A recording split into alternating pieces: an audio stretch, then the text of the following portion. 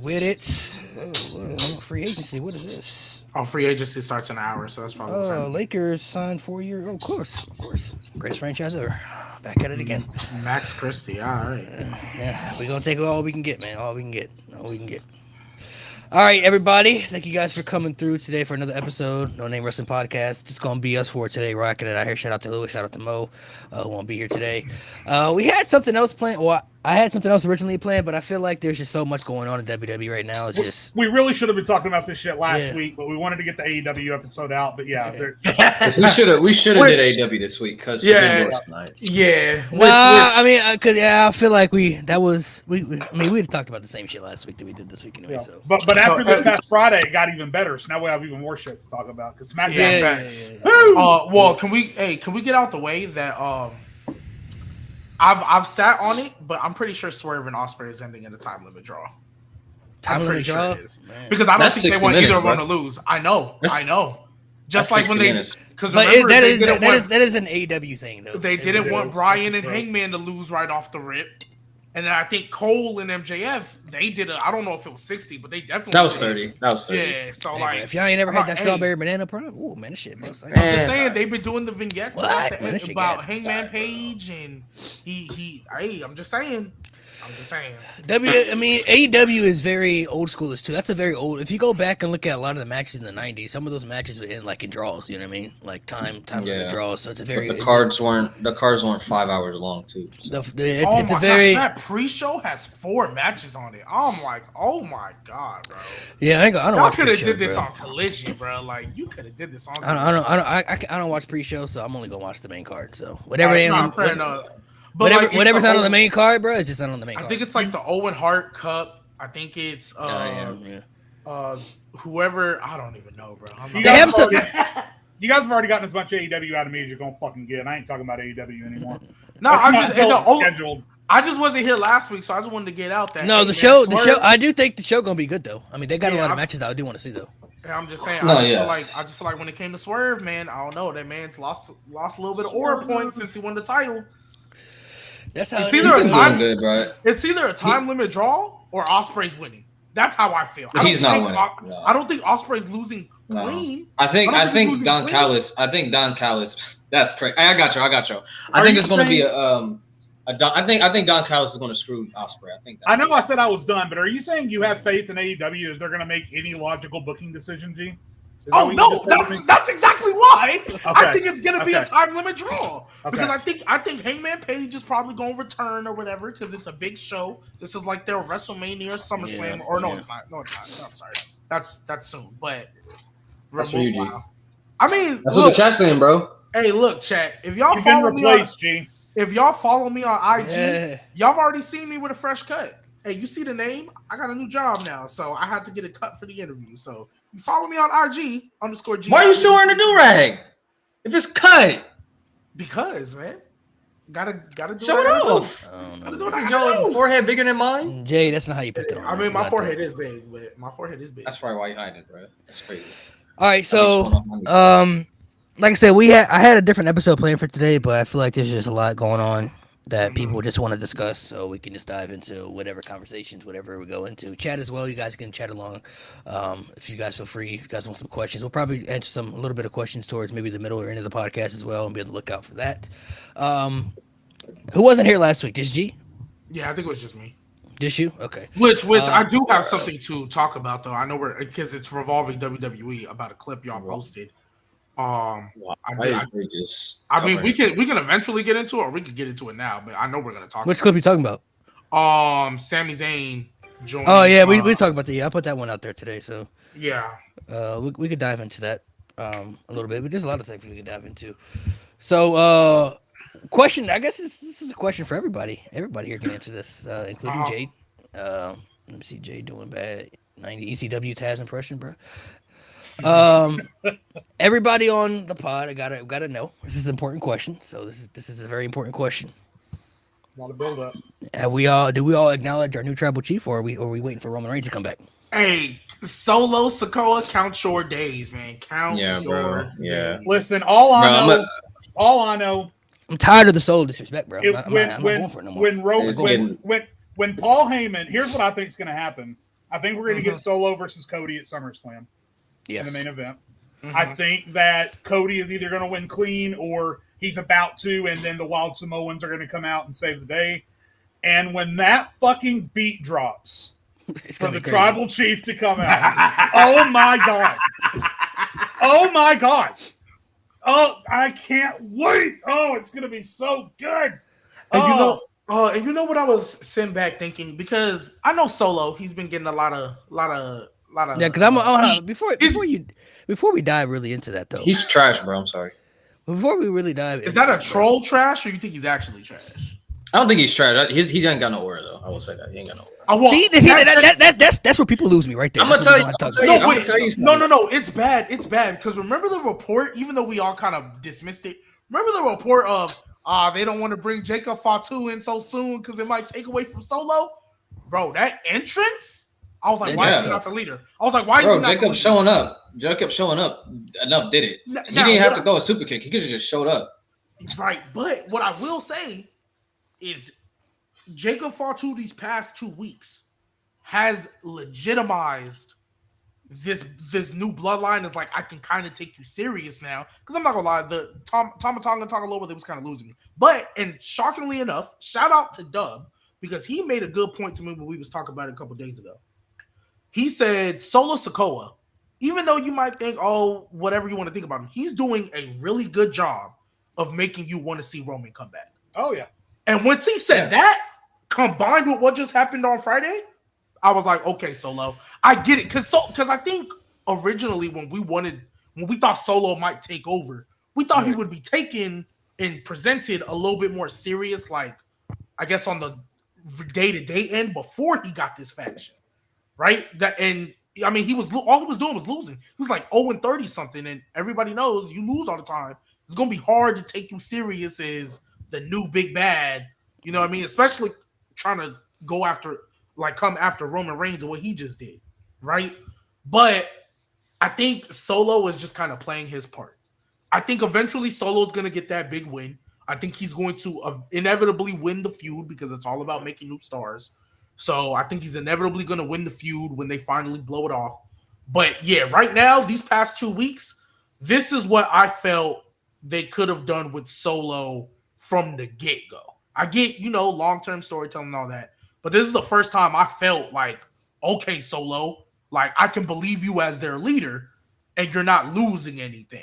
Like, that's how I felt. So, see, if you look at Solo from the beginning, he's had 3 different character changes within a short amount of time. You go back and look at him in NXT, he was a street fighter, and he was in NXT for a short amount of time, but didn't really win too many championships. But I think everybody knew when he was presented in NXT, they eventually felt he was going to come up with the bloodline, because that's all everybody really talked about. So his short amount of time in NXT, he stood out very differently. He came up to the main roster, and what Jacob Fatu is now, that's what Solo had to be in the beginning. He had to change everything about his gimmick. He had to talk less, had to be more serious, because that's what the bloodline needed. They needed an enforcer. They needed an imposing threat. If you go back and look at all the stuff between Solo, the Usos, and everything like that, there's a reason that Roman Reigns never once bullied that man or treated him the way he treated the Usos and Sami Zayn, because Solo was the biggest threat within the group. Go back and look at the storytelling when he would like bump into Solo, when Solo would look at him a certain way, Roman would kind of back off, like, man, I'm sorry, I ain't mean it that way, you know what I mean? Because he knew Solo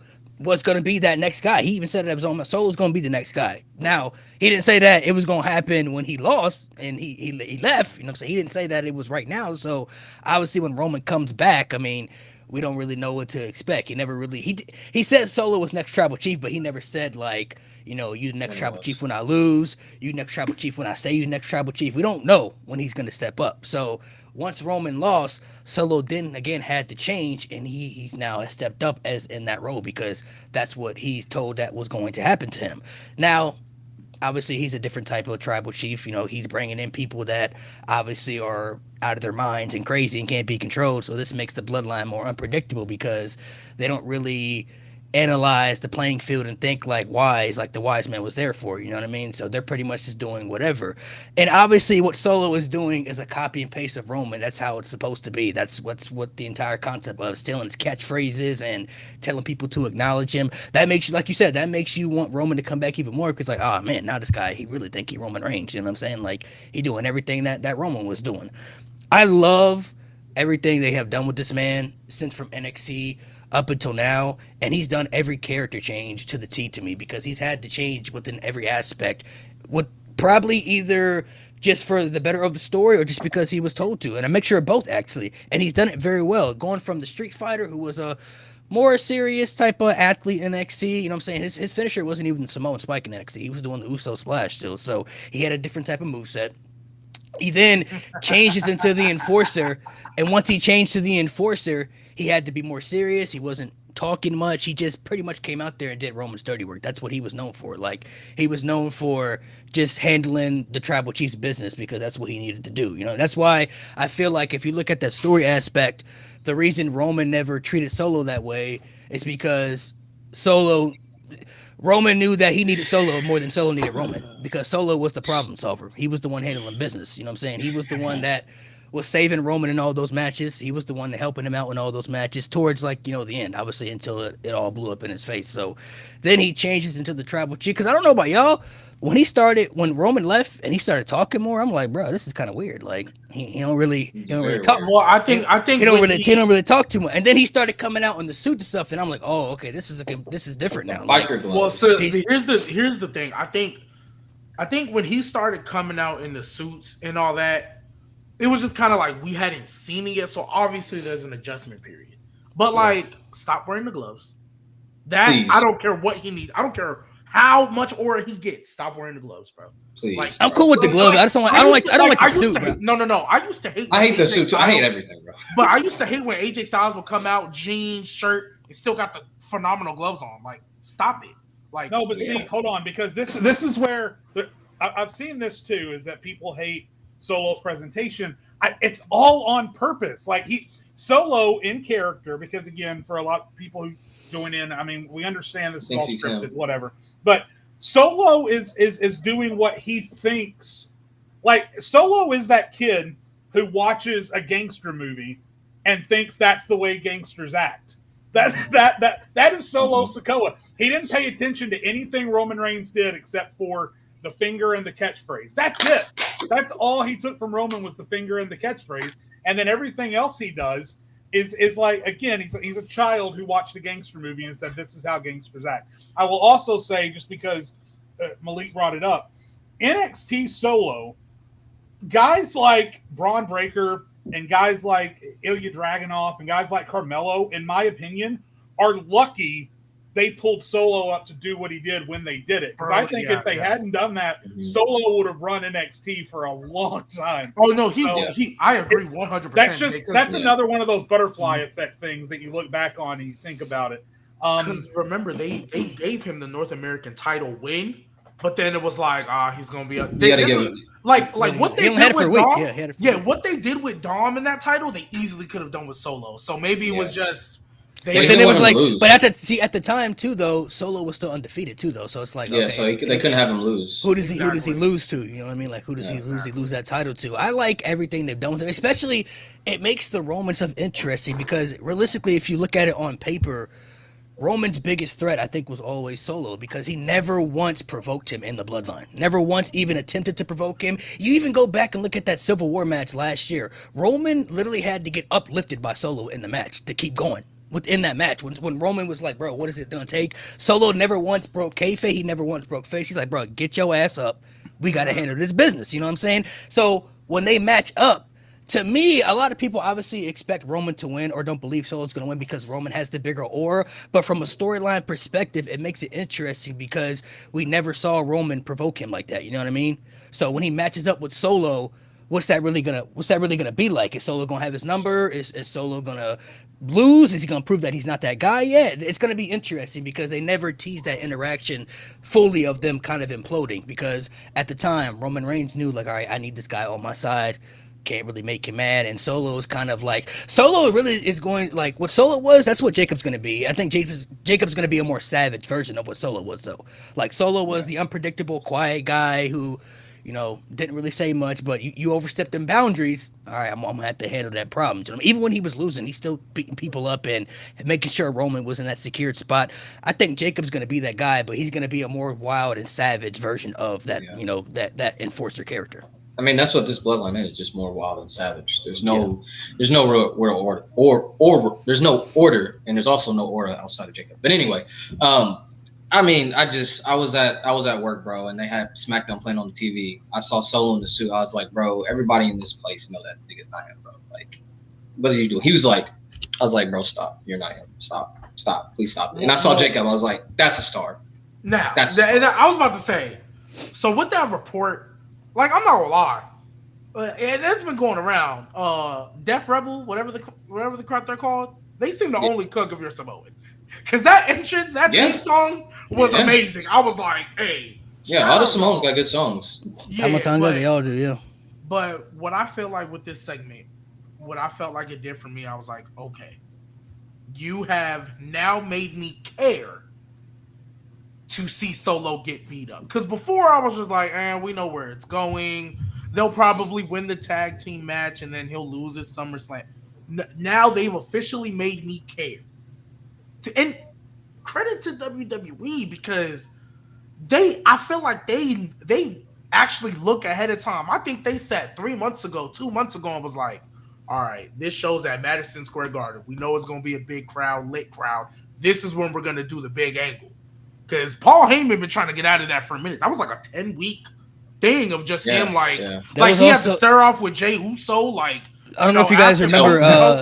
There was a picture I saw side by side on social media. I can't remember where it was, but the last time they were at MSG was when after Money in the Bank, when they attacked the Usos, and then there was that segment in the ring where Solo had picked up that Ulafala and he was looking at it, and Roman was like kind of freaking out a little bit, kind of demanding it back, and Solo kind of wouldn't give it back. That was an MSG too. That was like a year ago, like to the T. So they probably did set it up like, okay, Madison Square Garden, that's where that kind of happened. Let's make sure that kind of went down. I mean, they do have a continuity guy, so yeah. So I like, honestly, they don't need to add anybody else to this bloodline. Like if they wanted to add Hikuleo, I would still be okay with it. But like the way this bloodline presentation is right now, I think everybody is playing their character to the T. Like especially when Solo cut that promo and he kind of made sure everybody knew who they were. Tamatanga, right-hand man. Jacob, the enforcer. Tonga Loa, obviously, he's now teaming with Tamatanga, so they're going to be the tag team. And Solo now is in charge. I like how they're playing everybody and how we know everybody's role. Now, okay, this is who everybody's going to be. Now we kind of wait and see what's going to happen when Roman comes back. Because like you said, when he comes back, it's going to be one of the craziest reactions you've ever heard. Like, it's going to be...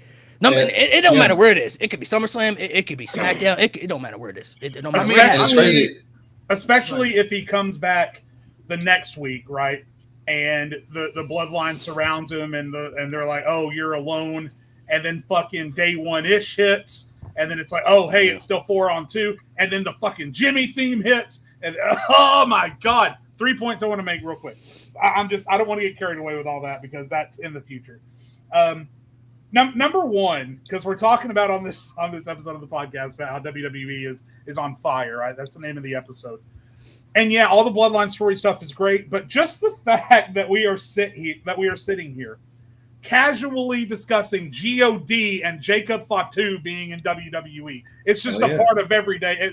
That's just a part of every day now. Fucking God and Jacob Fatu are on SmackDown every week, and that's just a part of our lives now. Is insane. Number two, the thing about the bloodline story that is, it carries it, and it's the best thing about it is all the little fucking details. Like what do you call it, Malik? What is it? The Ulafala. The Ulafala. Because now we have to wonder, how the hell did he get the Ulafala? Where did he get it? How did he get it away from Roman? Why does he have it in a bag? And now we have to answer those questions. And then lastly, did Roman have to give it up? And then lastly, and number three, and most importantly, Paul Heyman is a wrestling god. Yes. He is a genius for everything he does and everything he puts into. And listen, there's stories going around about, oh, he legitimately didn't sleep. I don't know if I believe that. That can be attributed to makeup. You can attribute that with makeup. But the fact that he stopped shaving, he stopped dyeing his hair because he wanted to sell that he's stressed out. The fact that they said, we kind of want to put you through a table, Paulie. And he said, yeah, go for it. And then his delivery and his delay. Bro, that emotion on that his pop face. That he got when he said Roman is insane, bro. Yes. He got a pop just from saying one word, bro. One word. This is the crazy fact that for the first time in his life, Paul Heyman is going to be a babyface. Ever. Like, to be loved. Ever. Like, he's always been a heel with Punk, with Lesnar, with Roman. Like, he's always been that heel manager that you knew if you were with him, you're like, oh, man, you're with Heyman now. But, like, he said one thing, and got a crazy pop reaction. That's how crazy the storyline is. Yeah, man, look, Jay, you hit everything on the head. Paul Heyman, man, like, we always talk about the bloodlines. They go through their little periods of, all right, it's kind of getting stale. It's kind of, but they always find something. Whether Sami Zayn, whether, Solo coming, because I think Solo, whatever the case, they always find something. I think that's always crucial. Now, this is where we kind of get a little, right? Because Malik, y'all talked about last week or whatever, Sami Zayn possibly joining the bloodline in this little. Okay, this is gonna. We assume this will be Civil later. War. Yeah, that's what I meant during the war games. Realistically, I mean, I think we all assume that's gonna be the war game. At least I hope so. That's gonna be the war game. I mean, it should. It should. Better be. I mean, what's the point of having the war games? If you look at it realistically, it's the new bloodline versus the OG bloodline, and the OG bloodline was the Usos, and then they added Sami. A lot of people, I think, forget that, but Sami Zayn was in the bloodline before they added Solo too. So I think a lot of people forget that aspect. Now, yes, Sami Zayn, we know, is not Samoan.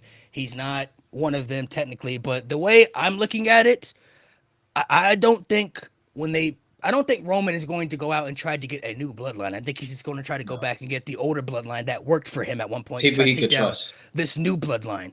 And Sami Zayn was a part of that. There's a reason he was the honorary Uso. You know what I'm saying? He was welcome into the bloodline. Well, that's what I want to comment on. Because you're right.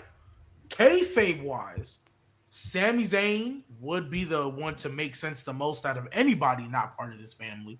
So, like, let's just say Zilla doesn't show up, right? And they just decide to... They're going to throw him in NXT. Yeah, probably, most likely. But let's just say that's what they decide to do, right? Fine. I'll understand it. It'll be a great pop. The little mini nostalgia feeling. Cool. But I feel like that's where it's going to end. And for me, it's not even necessarily that he's not Samoan. It's just the way, in my mind, I'm looking at it the way Triple H books. For example, Bayley and Bianca. Bayley's a babyface now, full blown. Right. But her and Bianca still got beef, even though they're both faces. In a kayfabe, technical, logical sense, Roman and Sami should not be on good terms. I mean, Jimmy and Sami shouldn't be on good terms if we keep it above. Jay, if they go the route where Sami and Roman maybe have a stare down, and he's like, I still don't like you, but I rock with Jay, so I'm gonna do it for him. Fine, cool. That's exactly what I was gonna say. It's exactly and you forget this is Sami Zayn, like one of the most okay, I accept redemption people in WWE. So if anybody's going to accept redemption and a redemption arc from Jimmy and Roman, it's going to be Sami. Which is why I understand if he does do it. Because before I was like, no. Then I kind of thought on it. I was like, you know what? If he does, I'm cool with it. It'll be great regardless. But just the only little devil's advocate I push is that I feel like this Bloodline Civil War, unlike the first one, if we keep it a buck, this Bloodline Civil War, I feel like it's actually going to have real bloodline consequences. Whoever wins this, that's letting you know who's leading on into the future. And that's probably why Sami doesn't want Solo to win, because he's like, this is not the bloodline I can respect. Right, but in there's two ways that Sami. Well, last thing, I feel like same breath. I feel like, because let's just say after they have this match, right? No matter what happens, Sami's not affected. For sure. If he's not, for now, yes, he's probably thinking I could always get drafted, and to be honest, you got to think too. Bloodline studs, bro. They don't follow rules, so they can just show up on Raw whenever. You got to think too, bro. You don't think Sami see how they treating Kevin Owens down there on SmackDown, bro? He's struggling, bro. They struggling down there on SmackDown, man. The other thing too, hold on, Kevin Owens is chewing on the. Hold on, because the other thing too, the number one up, bro, is Kevin Owens. You're making your assumptions. You're making your assumptions. 4 years, bro. based on the fact that let it go. Based on the fact that the bloodline's going to keep going. Now, listen, the bloodline stuff, as great as it is, it has to end sometime. So in like 10 years, in my opinion, think I'm playing, bro. They're Bullet Club. They're WWE's Bullet Club. I know, but what I'm saying is that I don't think that an old bloodline versus new bloodline War Games match has to be winner gets the bloodline or winner gets the Fulala or winner gets whatever. I just think crazy.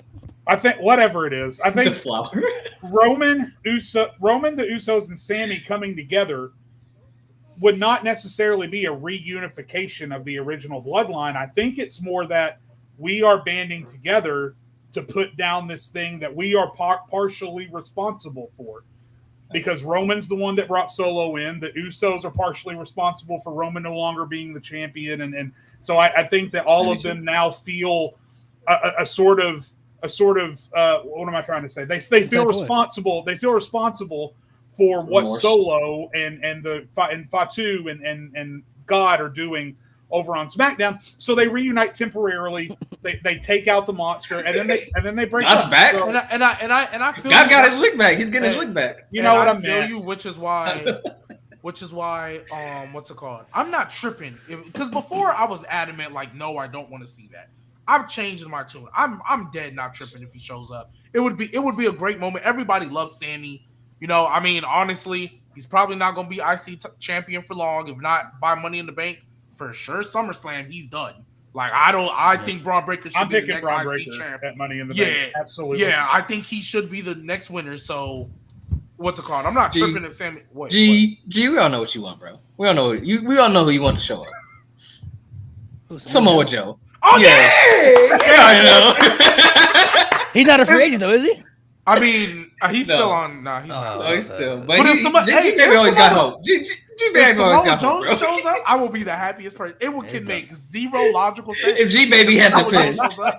If Samoa Joe shows up, I'm lit. We lit. I look at it like two ways. There's only two ways I can see Sami Zayn going back into this. Number one is that the new bloodline becomes a problem for him, where he's like, all right, this new bloodline's out of control. They're in my business. We need to handle this. Or two, I think Roman Reigns is going to have to. He's gonna have to tell Sammy he needs him, bro. Like, I need you, bro. We need you for this. Like, I need you to take down. I can't do it without you, type shit. Like, he's gonna have to convince Sammy that he needs him more than Sammy needs the bloodline at this point, because he's cool with Jay.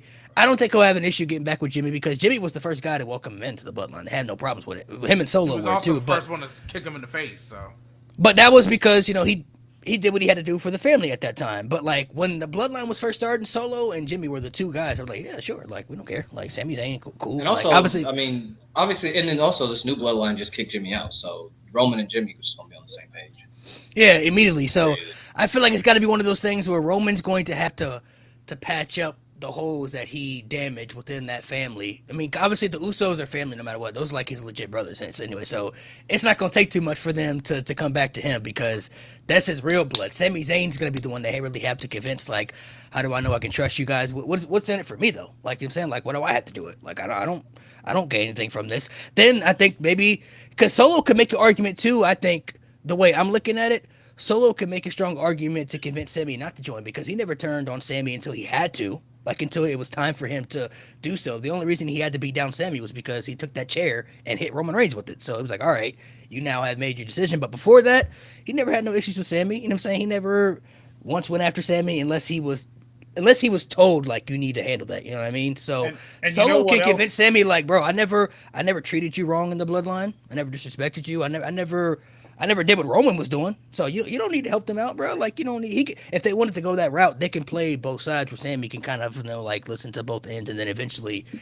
do that babyface stuff where he's like, I'm joining back, or whatever they want to do. And something else Roman could do, I mean, because this wouldn't be the first time they've used this type of thing in a storyline, is that Roman could now tell Sammy, if you can't do it for me, do it for my dad, because my dad would not be happy with what Solo is doing to the bloodline. I need you to help me fix what I broke. I need you to help me put my father's spirit back at the head of the table, or whatever.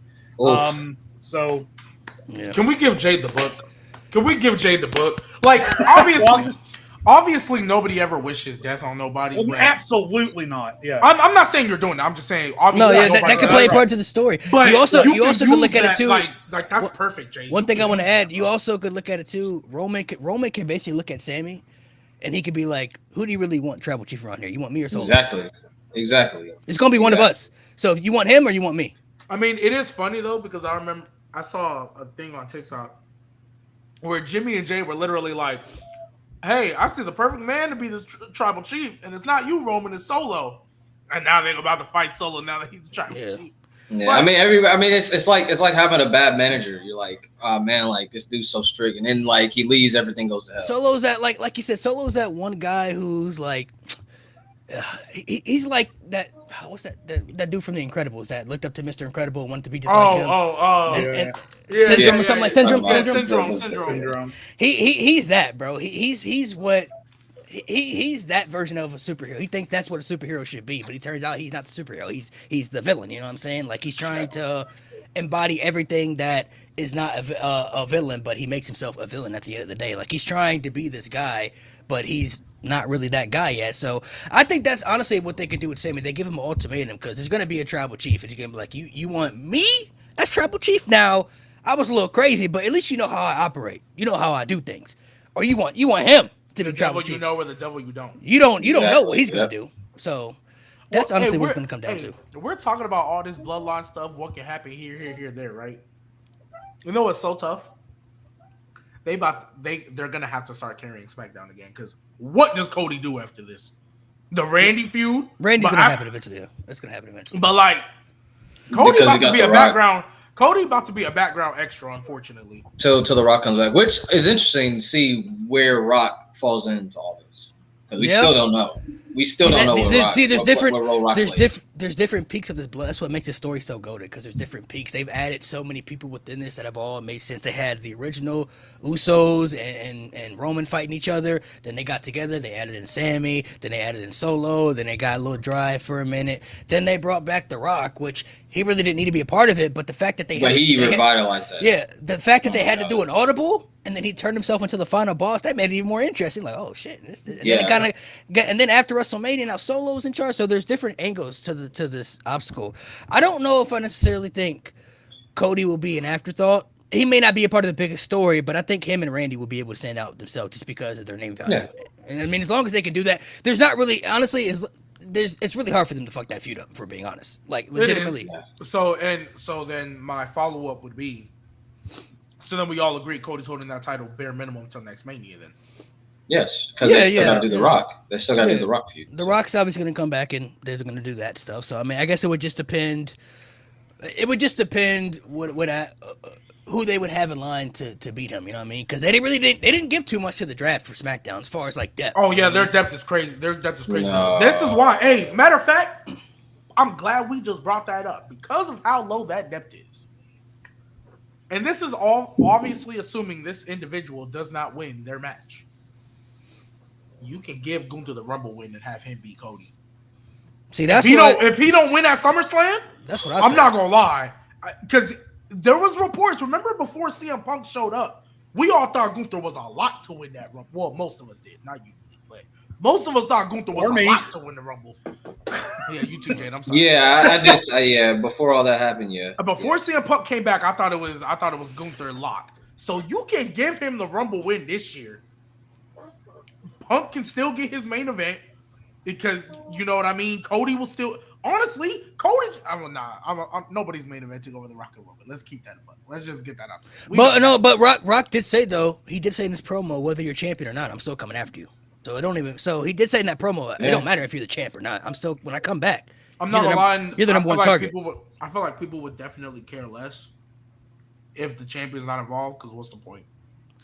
Well, the point is, number one, we don't know what The Rock gave him at the end of that promo. It could be a Rolex. We don't really know, but it's the whole. I think the bigger story is Cody took away what The Rock and Roman Reigns wanted. They wanted that. They wanted that WrestleMania. They wanted that WrestleMania main event, and Cody Rhodes took that away. He had the power to take it away, obviously, because he won the Royal Rumble. But that's kind of what I feel like the story is evolving. Like he took away what meant something to him. Like because if you look at their feud leading into WrestleMania, it really wasn't about beef. They had the family tree up there and stuff like that. This is what we're doing for the bloodline, and it's gonna be the biggest main event ever. And Cody was like, "Nah, we're not doing that, bro. I'm gonna go and finish my story, and y'all can worry about that another time." So that could be that they could go in that direction as far as the story if they wanted to. But that's just how I kind of look at it. Something else you have to think about too, and I know this is just boring business talk. We don't like doing that on this show, but remember, SmackDown moves to USA in October. Raw moves to Netflix in January.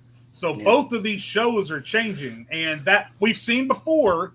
We've seen before how the broadcast companies that present the shows can have an impact on the show itself. See the 24/7 title. See Brock Lesnar beating Kofi Kingston in 19 seconds. So we've seen this kind of shit before. Who the hell knows how things are going to get shuffled between now and January, especially with Netflix seemingly just being a fucking Wild West where WWE can do whatever they want. Especially, and I know we're going to get to it before the end of the show, but especially, oh my God, I can't wait to see what the Wyatt Six does on a fucking programming with no limits. Honestly, I'm waiting for the first superstar to drop that N-word on Netflix, bro. I can't wait for that. Bro. First superstar to drop that N-bomb. That's when I know we're in a different era, bro. We're in a different era. Hogan? Oh my God. Hogan gonna come back? Let me tell you something, nigga. When I hear that, we're in a different era. It's different times now, bro. Someone said hashtag let Melo say the N-word. I do feel like the touchline. Honestly, he needs to. He need to drop it, bro. No, honestly, he might need to. For you know what? What are we talking about? Booker T can just show up. Let him do it. It's only right. Commentary. Yeah, let him commentate the first name. Yeah. Hey, for you, nigga. Hey, Jay, no hate, bro. Real quick side note. Check it, quack, bro. Because you brought it up. I'm not gonna lie. R.I.P. that man. Bray Wyatt would have loved to be on Netflix, bro. It would run wild. Just let him run wild, bro. Hey, Bo Dallas. Hey, you got my attention, game. I know you had that in your bag, so I'm with you, bro. When he was like, "Hey, so how did it feel when your brother died?" I was like, "Chill." Yeah, I was like, "Damn." Chill, relax. I was like, "Okay, we just right into it." Right into it, bro. Damn, that's deep. You know what I think that's deep storytelling, bro. You know what I think we need on that? Because again, everything Wyatt related. I know some people hate it. I personally love it, but everything Wyatt related is always a slow build. You remember how long it took for the Fiend to show up? You remember how long it took for the White Rabbit stuff to happen, right? Mm-hmm. What they need, I think every week for the next 4 weeks, they need something similar to that for every member of the group. Because I think if you just throw them out there wild, because there are going to be some people, even if they know who's behind the mask, there are going to be some people left who don't know who Dexter Lumis is because he's been gone for so long. There are going to be some people who don't know who Joe Gacy is at all because he was on NXT. And all of them, if you really dig into it, have super interesting reasons for allowing Uncle Howdy to bring them into this fold.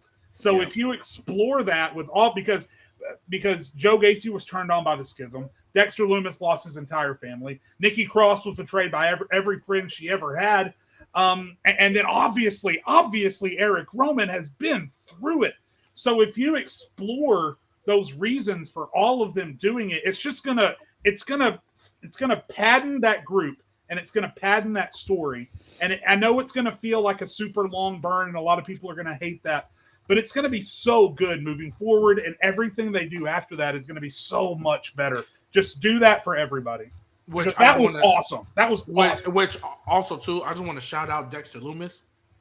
Who knew growing a beard and making you like his... Like, I don't know if y'all saw the picture. They took a Whataburger, which I'm glad y'all went to Whataburger because Texas, hey, shout out y'all. But, what's it called? I saw Dexter Lumis. I was like, I'm not gonna lie. If he would have never came back on the Wyatt and just re-debuted the way he looks, I'd be so much. Which I'm sorry, we don't gotta stay on this. Dexter Lumis, the way he looks in his presentation, I'm sorry. If you can make Ludwig be a credible threat in this mid card, the fact that Donovan Dijak is not on your company roster no more is trying. We getting into this right now? We getting into this? You want me to spaz on that bald motherfucker Triple H? Started. Get it out. Yeah, bro. Okay, all right, man. So, what do we talk about all the time when it comes to superstars, whether they're being used or not, how they're being presented, especially Jey Uso? What do we always talk about? We always talk about the crowd reaction. Okay, let's remember that. Let's remember the crowd reaction. We don't talk about social media. We don't talk about what people are saying on Twitter. We talk about what the people in the audience are saying, right? Karrion Kross. Before I go into this, I'm not advocating for anyone to lose their job. I'm just asking for people to be given an opportunity. Karrion Kross, he's on our TV every week. How many reactions does he get every week? It was sad. Not many. 0. When they went to Paris, France, they popped for everybody but who? Karrion Kross. We know. You couldn't even get a pop in France. It wasn't Paris, but it was France. You can't get a pop in France. In France, one of the best crowd in WWE history, literally from the top of the bottom of the card, they loved everybody. Everybody got a pop except Karrion Kross in the Final Testament. Donovan Dijak, or Dijak as in WWE, he was in WWE. He's a bitch, but he had signs in the crowd. Every week, you would see someone with a Dijak sign. Madison Square Garden, we want Dijak. You know how many Raw matches Dijak had? 0. As many reactions as Karrion Kross gets every week. 0. So how can you sit here? You put this guy on TV every week. It's not like people on social media are craving Karrion Kross. People on social media drag Karrion Kross too. So by both metrics, nobody likes this guy. But Dijak, who has some fans that show up to see him, who you could probably build organically in your mid card, and he's beloved on Twitter. Still a bitch, but he's beloved. And he gets 0 matches. Twice the athlete Karrion Kross is, by the way. Twice the athlete. And look, Karrion Kross is a great character. He's a good wrestler. He's a great promo. But you failed him creatively.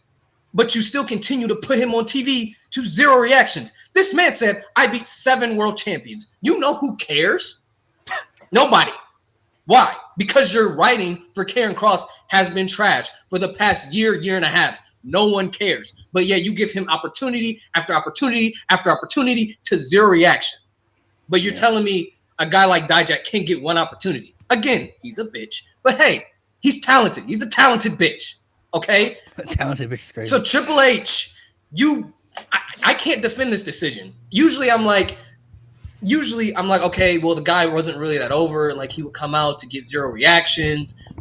I can't defend this, bro. Like, I can't just be like, well, like, I get it. It's a business at the end of the day, and it wasn't a release. It was just his contract just expired. But I can't defend this. And there's no way. It makes me think, defend this. Yeah, because all your points are great, and it makes me think that, there's a lot of people saying, oh, it was reported that he was a narc for Sean Ross Sapp. There's no proof of that. He's completely denied it. So as long as there's no proof, I have no reason to believe that that's true. But it kind of makes me think that there was something, right? There's something going on. Maybe he complained a little bit too much. Maybe he was whispering to people that he was frustrated. Maybe he forced his own way out. And to his credit, if that's what happened, who can blame him? Because the dude tore up NXT with Keith Lee for the better part of a year, had the best match on the card every night for the better part of a year. They call him up and they put him in fucking Retribution. Are you shitting me? Are you shitting me? And then when he's done with Retribution, they bring him back as this badass Terminator in NXT, and he's killing it again. And he's having great matches with Wes Lee, and he's got this great character on screen. And then you draft him to Raw, and he's had as many matches as Gable Stevenson.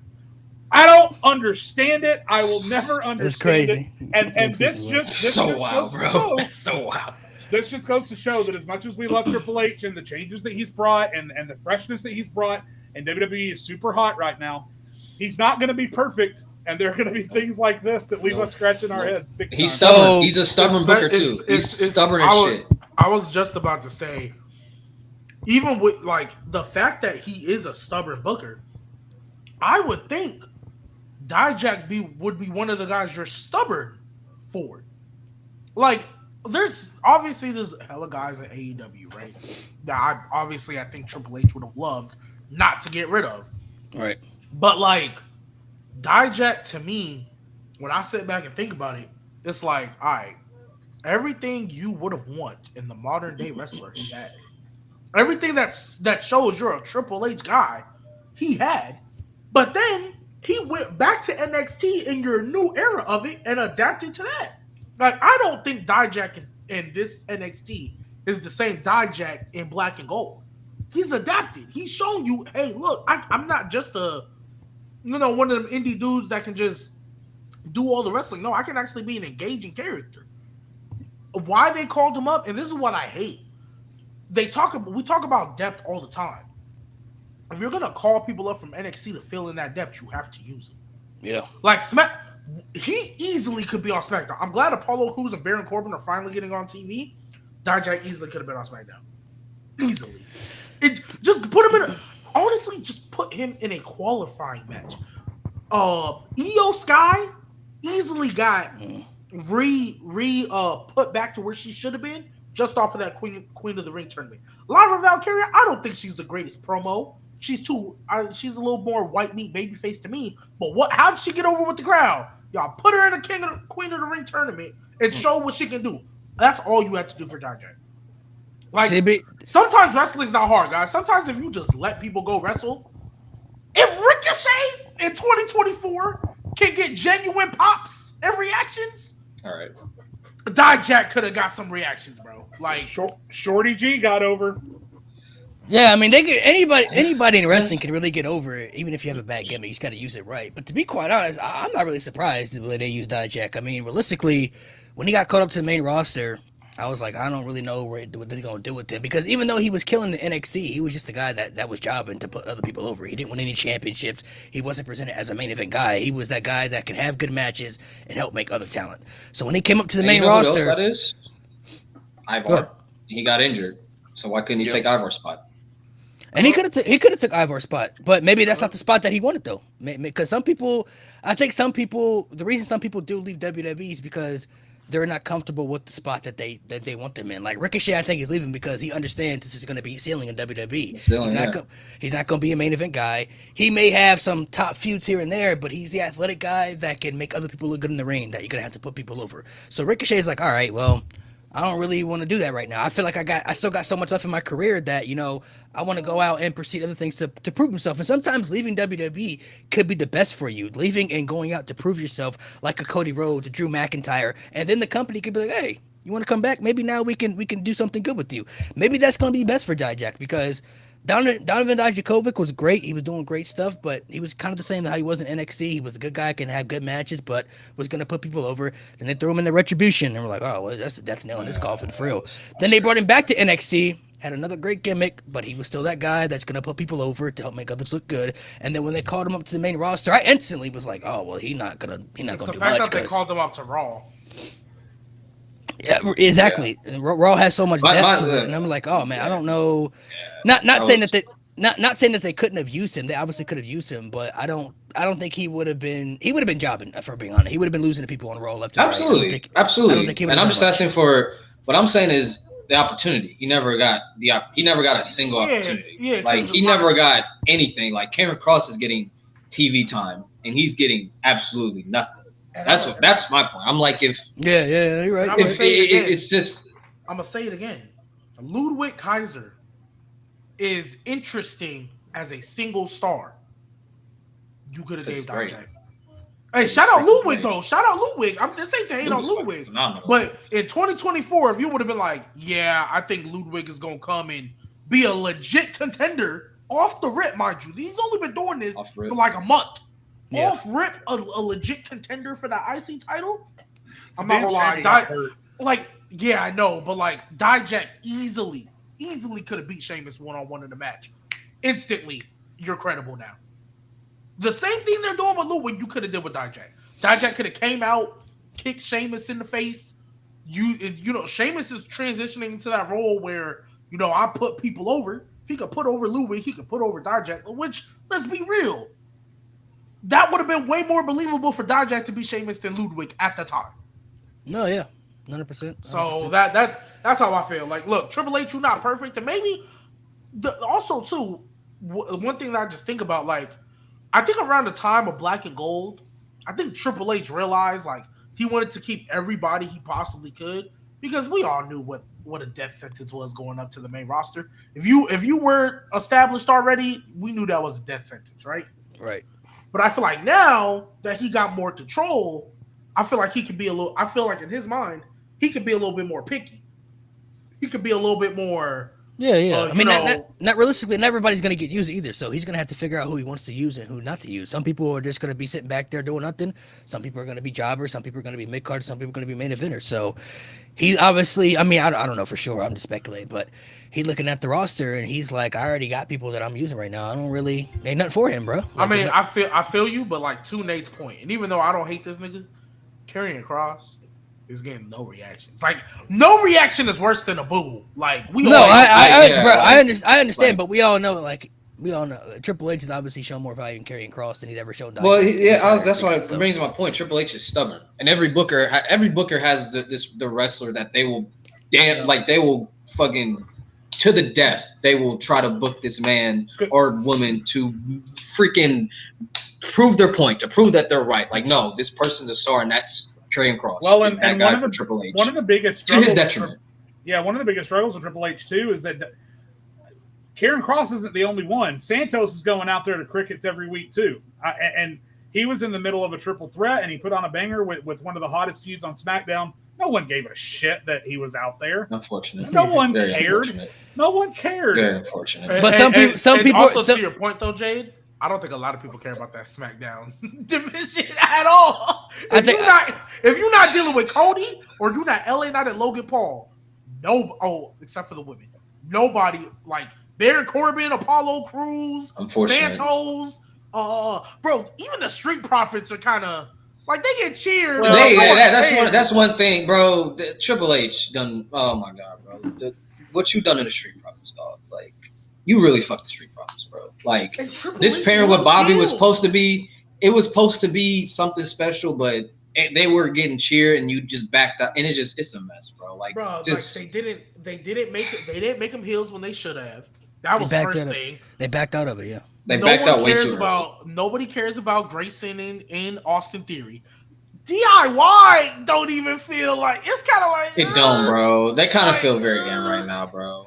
Like, they kind of feel like that on Raw too, though. You know, like they kind of feel the same. Well, I mean, it says something that they chose that segment with DIY and Theory to do the reveal with Drew McIntyre last week. It says something that they picked that segment to have Drew McIntyre raise up the door and walk through with CM Punk. Yeah, something. So I just think SmackDown is struggling. Y'all need a superstar shakeup. And Triple H, by the way, because I said this before, Triple H did the right thing with splitting the belts. But the problem is, I honestly, as much as I love R-Truth and The Miz, I don't think he picked the right teams to split the belts. R-Truth and Miz's shtick, in my opinion, ran dry about 2 weeks after WrestleMania. Yeah, they did nothing at that camp. They should have lost immediately. They should have. That should have been the Zack Ryder moment. Like, Waller and Theory have had no heat. And by the way, I think Theory's going to be great as a babyface. I do, but they've had no heat as a tag team. And now the belts are right back with the Judgment Day. So, shout out JD though. Hey, shout out JD. He deserves it. Shout out to him. Yeah. Now, let's be real. If we look at this Raw tag team scene, right? This Raw tag team scene. Even the women's title, it's being used as a prop to further another story. Yeah, and I don't want to shit too much on this feud because both ladies are doing everything they can. But Liv Morgan's Zelina Vega is not a world title feud. I'm sorry, bro. Like, this is why you need a mid card. This is why you need a mid card title. Like this, like Zelina going after the mid card title would be perfect. That's absolutely perfect. But she's not real tough tag titles as well. Yeah, but and Raw's division is so good. Like Alba Fire is fucking fantastic on her own. She is phenomenal. Zoe Stark is a great wrestler. Shane, you already know how we feel. We know she's cooked. We know she's cooked, but she's great. She's great. Like, you know how all of us feel. Like, Shayna's freaking phenomenal. They have Kairi Sane, Io Sky, Dakota Kai on their own. Like, this division would be so good if you had a mid card. If you had a mid card title, and the thing is, it would be so good. And we talk about Triple H being stubborn as a booker, right? We talk about Triple H being stubborn. I thought the whole purpose of putting Bianca and Jade with them tag titles was to save it. I thought they were going to have a dominant run so that way when somebody beats them, it makes it feel important, like it's a big deal again. And they just lost immediately. It's not the fact. It's not even the fact that they lost. It's the fact they're not going back after the titles. Like they're just done. They referenced them in the first promo. They had to go to the Money in the Bank stuff first. Yeah. So maybe the SummerSlam win. But realistically, but then that brings up the point. They should have never lost it in the first place. But I'm fine with them losing it. I'm fine with them losing it because it was Scotland and Alba. Everything that happened with her, she deserved that moment. That's fine. That's perfectly fine. I would again. It's one of those that Zack Ryder moment. I was like, they're probably gonna lose it Monday anyway. So this is a great moment. I'm happy for it. But it's just the fact that I don't know. And it's like as talented as that team is, they're not over in the States. And I was like, they're not. When they go back to Raw, they're going to go out to Crickets. And they didn't really get a pop. Who did they even fight? Did they even have a match? They did. They beat Katana and Kaden Carter. Yeah. Another tag team. That's really good. That's really good. But it's just, to be honest, though, the Scotland stuff, the reason they won the tag titles is because they had to give somebody in Scotland the moment. And Triple H had to choose, all right, it's either going to be Drew McIntyre or it's going to be these girls. And we either going to progress this storyline with CM Punk and have him lose, or we're going to give Drew the belt. And he had to make a decision what was better. And they had to progress that storyline. So they weren't going to have everybody lose who was from there. And obviously Piper wasn't going to be Bayley either. So it was going to have to be a choice to make. So speaking of being stubborn, that's the only wrestler Triple H is actually working with, Damian Priest. If you look at the track record of all the people Triple H has been stubborn with, Austin Theory didn't work. Karrion Kross not working. Damian Priest is the only one that's worked so far. Honestly, yeah. Oh my god, man. There's other people that progressed too and stuff. I just feel like when we look at the roster, there's going to be people that are going to be in certain spot. Like Selena Vega is just used. She's a filler till Rhea Ripley comes back. We all know that. Like Liv is going to have to defend the championship, and she's just a filler until Rhea comes back because that's the feud that everybody's looking at. Just the same when Rhea was beating like Natalya and stuff, those are just filler matches to get over, just to extend her. Bro, she had a damn near a whole year of filler, bro, until she got to Becky. Yeah, let's just be real. Triple H fumbled that. Yeah, I mean, pretty much. Bro, yeah. Triple H fumbled that so hard, bro. She had like 8 months of filler, bro. Y'all remember Rhea didn't really start feuding with people to that Fatal 5-Way, and then the Nia feud. The Nia Jax, yeah. Nia again. She saved the Raw Women's Division because. Hey, who was she feuding with at SummerSlam? Was that Natalya? Nobody. No. So she was feuding. She was part of the Finn Balor and Seth Rollins match. Yeah, but she was feuding with. Well, technically, she was feuding with Seth Rollins, Kevin Owens, Sami Zayn. But she also had like a little feud with Roxanne, with Raquel and Liv. But then Liv got injured, and Raquel got injured, I think. Yeah, and then she came back for Payback. Raquel had that skin condition. Yeah. I mean, so in fairness, I'm not gonna hate on the Reign too much because two of the people I'm assuming she was supposed to feud with both did get hurt. However, that does not excuse. They got a story there too. They got a long story. Yeah, but however, that does not excuse that we've been saying since you took over, you have not treated this women's division properly. Hey, you got back on track with King of the Ring though. I'll give you that. You made a new star. King of the Ring was great. Io finally looked back to being her credible self that you could have. And they're building her up. They're building her up again. I like which is annoying because when she had the title, all she did was feud with Mia Yim. That was so annoying. I feel like so annoying. I feel like I should jump in because I was wanting to say this week anyway. Because again, I know we're talking about a few negatives, but the point of the show is that WWE is hot and Triple H is cooking, and he is for the most part. He is. There's something I got to say, and I don't want to say this, but I'm gonna. It's about CM Punk. No, but listen, I want to preface this by saying I reserve the right to change my mind with further information. But as of now, can't believe I'm saying this. As of right this second, I was wrong about Nia Jax. Yeah.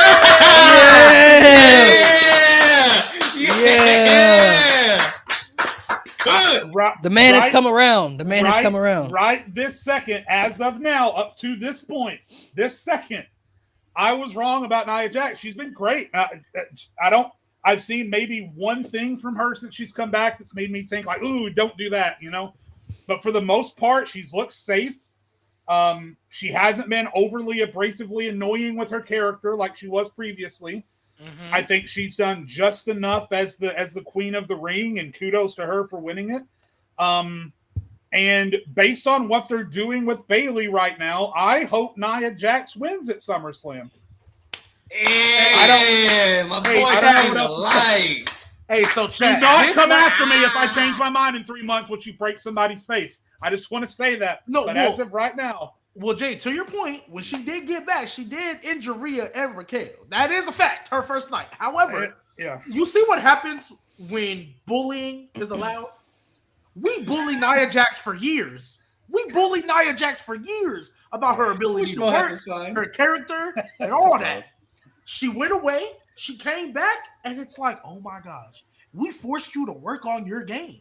And look at you. What does Nate say all the time? She saved that Raw Women's division for months.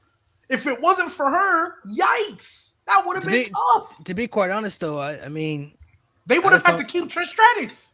I don't think they ever presented her well when Vince was in charge anyway. So I think the fact that Triple H is in charge, she's able to have a breath of fresh air and be presented differently. Because the way Vince was presenting her, like, she'd be serious and then she wasn't serious. Like when she had that feud with Alexa Bliss and she was the one getting picked on, I'm like, this should be the opposite. She should be bullying Alexa Bliss. Why is Alexa Bliss bullying? Like, why should I mean, they were bullying. They were basically. They're not gonna say it. They were bullying her because of her weight. But like realistically, though, it's like, bro, come on. Look at Alexa Bliss. Look at Nia Jax. Like, if anybody should be the bully, it should be Nia Jax and Alexa. Because Alexa Bliss was still liked at that time. People still loved her at that time. So that would have been an easy switcheroo right there. It's just they weren't making her feel as credible as she needed to be as like that opposing threat. Now, even though she hadn't done much since she won Queen of the Ring, it's kind of the same with Gunther. They're just buying time until after Money in the Bank, and then we're gonna focus on SummerSlam. Then we're gonna focus on SummerSlam. That's the hardcore agenda right there, 100%. So I feel like everything they've done with Nia Jax is basically they should have just done with her in the beginning, bro. It wasn't that hard. Like, just have her feel credible, but only have her lose to people that have name value. Like Becky Lynch has name value, Rhea Ripley has name value. So those people beating her doesn't really affect her or damage her too much because those are top superstars in that division as well. But when she's going out there and she's losing to people that are less than her, that was one of the main issues about her. The only thing that scares me when it comes to Nia Jax and this Queen of the Ring, I don't think they're gonna have both of them win. Now, I think Gunther might lose, honestly, bro.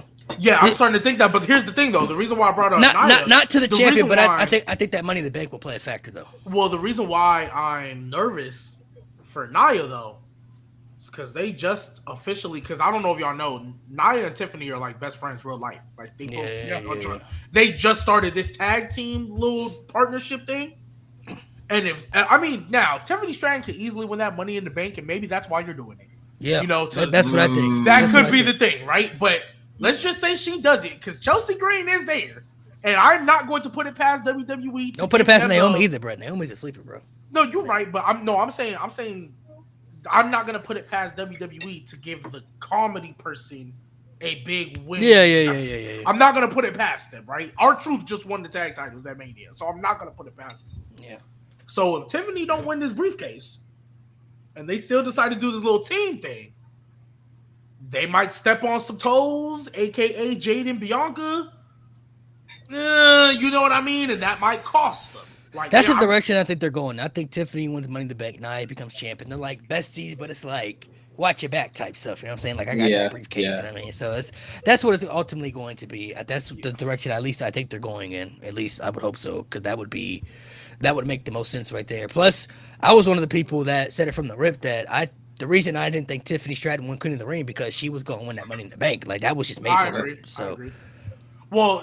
Well, since we're talking about it, that men's Money in the Bank, there's one more qualifier, right? Or did everybody already make it? Nope, it's Ilya, Sheamus, Drew. Ilya, Sheamus, and Drew on Monday. Okay, well, it don't matter which one. I'm gonna say Drew's winning because Punk is gonna cost him, but I don't think anybody in that match is winning the Money in the Bank. So let's actually talk about that. Bro, you know what I said about this? Who is winning that briefcase? I still think it's gonna be Jey Uso, but yeah, this Money in the Bank will have the most interference you've ever seen in Money in the Bank because CM Punk gonna play a factor. You also got everybody else in the match, like maybe the Wyatts could show up for Chad Gable. You know what I'm saying? Because they got the Logan Paul and LA Knight. Logan Paul, LA Knight. Like, there's going to be a lot of interferences in this match, bro. Well, see, here's the thing. Because I said in a video that I was sold. I was like, you know what? Jey Uso is winning Money in the Bank because I think CM Punk is going to cost Drew. Drew's going to be on the ground and look up and see, of all people, Jey Uso pulling down the briefcase, right? Only thing that makes me hesitate about this, man, I know they're just waiting for that bloodline story to start kicking in. And yeah, you could easily say, well, Jey Uso can still have the briefcase while he's feuding, but it just doesn't, it don't look right to me. That visual don't look right to me. Like, honestly, I don't know, man. I think when the way I'm looking at it now, if he wins the Money in the Bank, by the time the bloodline stuff happens, I think he'll be the world champion. I think he'll actually be the world champion. Because if he's going to cash in, I think he'll cash in at SummerSlam, which will prevent Gunther from winning, where Gunther doesn't have to get pinned, and then he can pin Damian Priest, which will be fine, because Damian's got the Judgment Day stuff. Damian's got the Judgment Day stuff to fall in right there. You know what I mean? So the way I'm looking at it, with Jey as the world champion, when Roman tries to go back to him, Jey's now the guy. So he's like, bro, I'm the guy now. I don't need, you know what I'm saying? I don't really need that. You know what I mean? Like, I don't need to be a part of that. I'm over here succeeding type stuff. That's kind of how I see it, because when you look at timelines of Money in the Bank, I don't see Jey as a walking into WrestleMania world champion. I don't see him cashing in before Mania and like walking in as like, I'm the champion. And I don't see him as an after WrestleMania world champion. I don't think he's going to hold it that long, the briefcase that long. So the way I'm looking, going to cash in quick and lose it relatively quick. I think he'll hold it probably maybe till after Survivor Series. Like he'll lose it before Royal Rumble. You know what I'm saying? Like he might have a nice little run. I think he might lose it at Royal Rumble. Like he may lose it on an episode of Raw or something like that. You know what I mean? Like he may lose, because they haven't done too many title changes on Raw lately. Like they just did the tag titles, but like the big titles. You know, like the last time. When was the last time we had a world champion win on Raw? I can't even remember. It's been a minute. So the Miz? Well, I think it was the Miz's cash in, wasn't it? Or was it Big E's? Big E. That was 3 years ago. So so I hear what you're saying, right? And when I contest you, I'm not disagreeing with you. But no, I mean, before you answer, look at it like this. Look at the playing field of Money in the Bank. Assuming Drew's going to be in it, right? So let's say Drew McIntyre. Drew McIntyre, Jey Uso, you got LA Knight, you have Chad Gable, you have Carmelo Hayes, and then you have, there's one more person, and then you have one more person. No, not Logan. Is it Braun Strowman? Which one? No. They lost to Chad Gable. You got Chad Gable, Carmelo Hayes, LA Knight, Drew McIntyre, Jey Uso. Who is it? Hold on. Going brain dead. I can't think of it. Hold on. Give me a second. Andrade. And then Andrade. Right. Yeah. Well, shout out Andrade though. Shout out Andrade. No, so you have those guys in it. So realistically, when you look at that playing field, who's really going to win it? Because you know Andrade's not going to win. Nope. Carmelo Hayes, don't really see that happening too soon. He still isn't credible on the main roster yet. LA Knight is falling into the Logan Paul feud, so we don't really see that happening. Chad Gable, he couldn't even win the IC title, so I definitely don't see him winning Money in the Bank. Realistically, also, he's got the story to fall into. So the only two logical options are Jey Uso or Drew McIntyre. Those are the really legitimately Jay's options. on the poster, so that breaks the tie. And I don't see Drew winning it possibly because CM Punk is right there as well. Wait. I don't need to wait. Punk's gonna fuck him. Because here's my thing. Fuck him good. I don't know. Hey, all right. No diddy. Pause. Just wanted to get a reaction. Okay, so more than Karen Cross. Are y'all? Yeah, facts. Are y'all willing to hear me out? I don't know, bro. I got this sign ready, bro. Hey, but it's not even crazy. I'm not even going off the wall. This is just, I feel like something that could genuinely happen. Let's just say CM Punk is not cleared by the time we get to August. We know they're trying to bring Bad Blood back. We know that's what they're trying to do. You know, Hell in a Cell to main event. I believe that should be Punk and Drew. Whether they have the match at SummerSlam or not, I believe Punk and Drew should be that Hell in a Cell, because let's be real, who else is going to do it, right? So, if you really want to stretch that out, especially if CM Punk is not cleared by the time we get to August, Drew could win the briefcase, and CM Punk could cost him the cash in. If they really would like, this would be the third. Like I'm saying, like just bluntly stated, this would be the third time CM Punk in a calendar year has caused Drew McIntyre a champion. Okay, I no sign. That would make sense. Sign, but I don't think.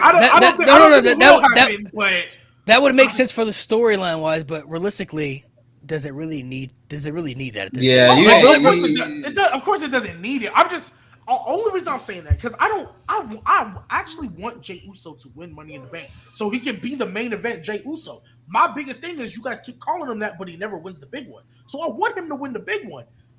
I just don't know if they're gonna pull the trigger. I dead don't know. I don't know if Triple H.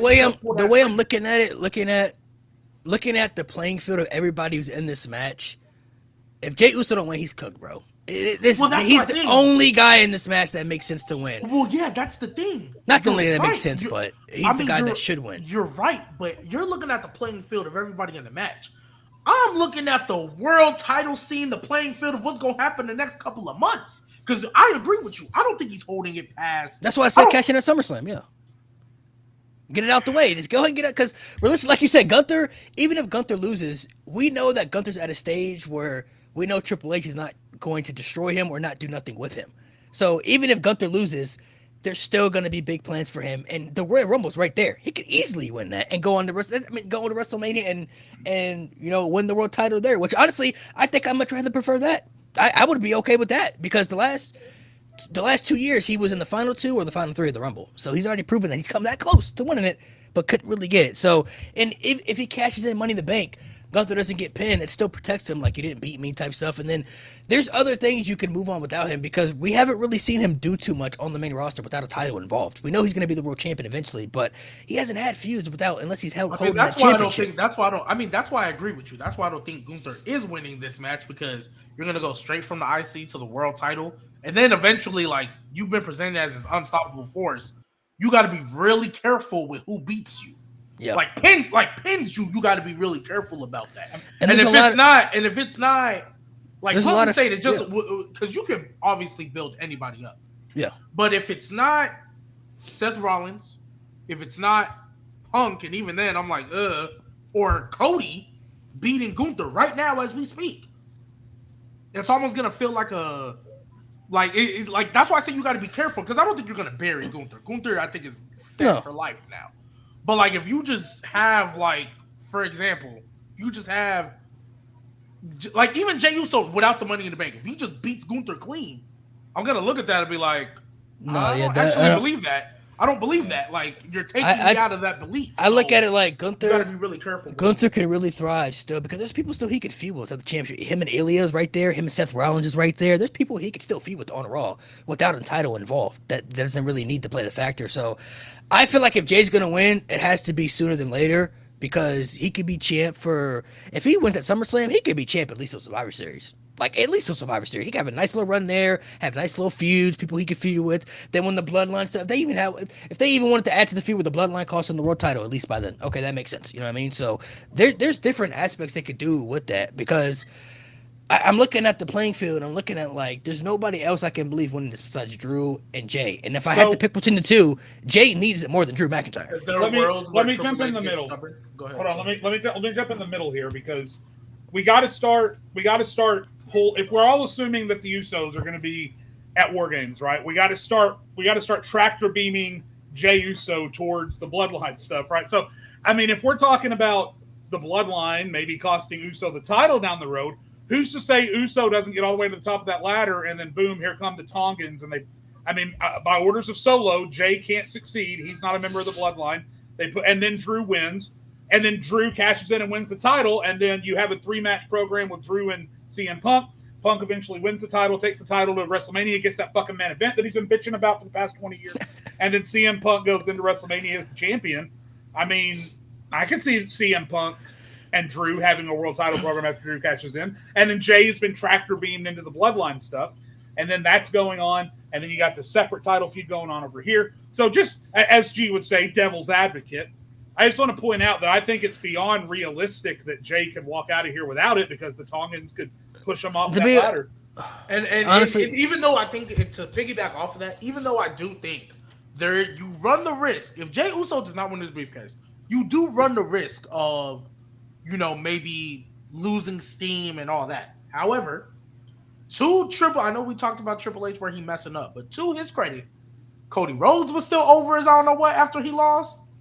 LA Knight was still over after he didn't win Money in the Bank, right? And they fed him to Roman. So you can, like, if there's a world where you can stretch Jey Uso winning that first world title till after this bloodline stuff, I think I would much rather prefer that, because to Jade's point, you are going to have to start ringing him in. Now, Jimmy Uso cost Jey Uso and Cody Rhodes the tag titles out of nowhere when, like, ain't nobody was really thinking about you, right? So you can get away with it again with, Solo just feels the same way. Like, maybe they had an interaction backstage and he's like, nah, I don't like that. Because they're going to be in the same building. They have a match on the same card. So you can get away. Like, I wouldn't be shocked if Jey Uso warming up and Solo and the boys just walk right past him. Like, to add more intrigue to that ladder. I'm not saying that should happen, but I'm saying in me, just looking at the way they've set up their future in the world title scene and, everything going on, if there's a world where you can get away with Jey Uso not getting his first world title win until after you finish his bloodline stuff, like the reunion and everything, I think I would prefer that. Now, if you don't, and he does win, I'm with you. Have him win the title now, get it out the way. He's main event Jey Uso now, and then get to the bloodline. I'm with you on that. But I feel like they stretching it out way too far at that point, bro. Yeah, this man been hot for a year, bro. Like, he been hot for a full year. I don't think his steam will die down if he loses Money in the Bank, but he not main event Jey Uso, bro, if you don't win Money in the Bank, bro. There's no way you can defend it at that point. Like, LA Knight, yeah, and Cody Rhodes, yeah, but those guys weren't. You already knew what the agenda was with Cody Rhodes. He was going to be established as the guy, so we already knew that. LA Knight, we always knew too, especially when Logan Paul won the championship. I think we all saw eventually he was going to be the guy to beat Logan for that title. So these guys were in positions where you at least saw something down the road for them, bro. I don't see no world title for Jey Uso if you're not winning Money in the Bank, bro, at all. It's either now or it's not happening to me. Like, that's how I'm looking at this point.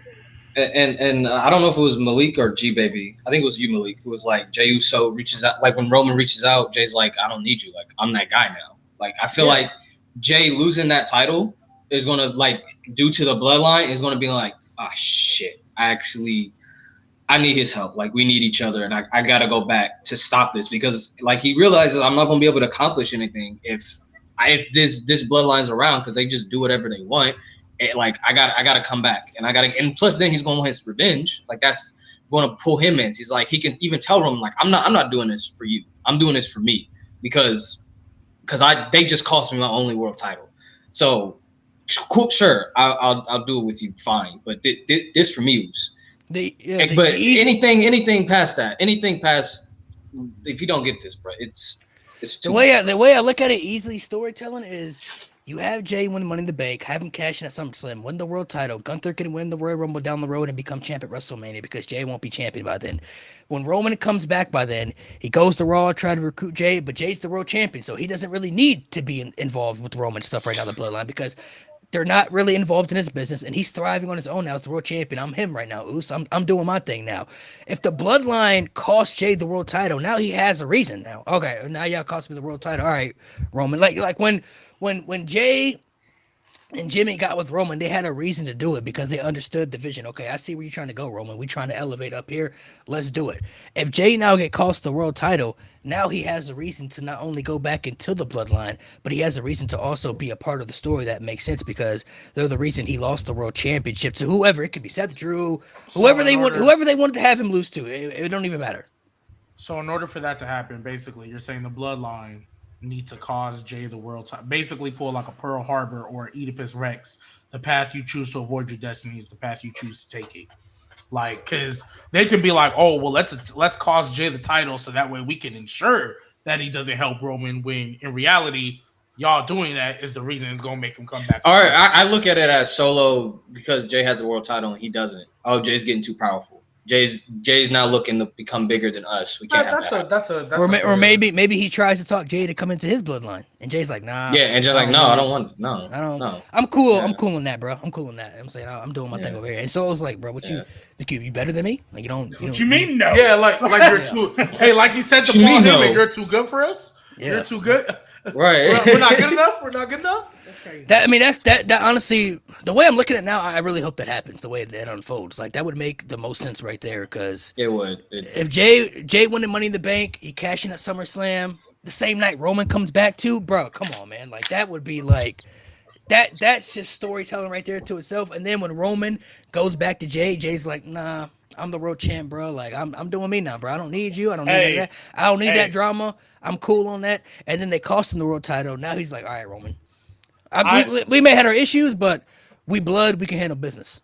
I know we got this Jay business, we got this Drew business. I don't want to sound like I'm in G's camp, but LA Knight straight up said it on SmackDown 2 weeks ago. He said if Logan Paul won't face me in a match, I might win that Money in the Bank, and I might make Logan Paul have a match with me. That's what the boys said. That's we're not. LA Knight said. Hey, look. I'm not even because y'all didn't like when I brought it up. I'm not even going to intrigue this conversation because we're not number one. We're not doing it, bro. But hold on, listen. It's not like this time. It's me or it's G making up the scenario. LA Knight said it.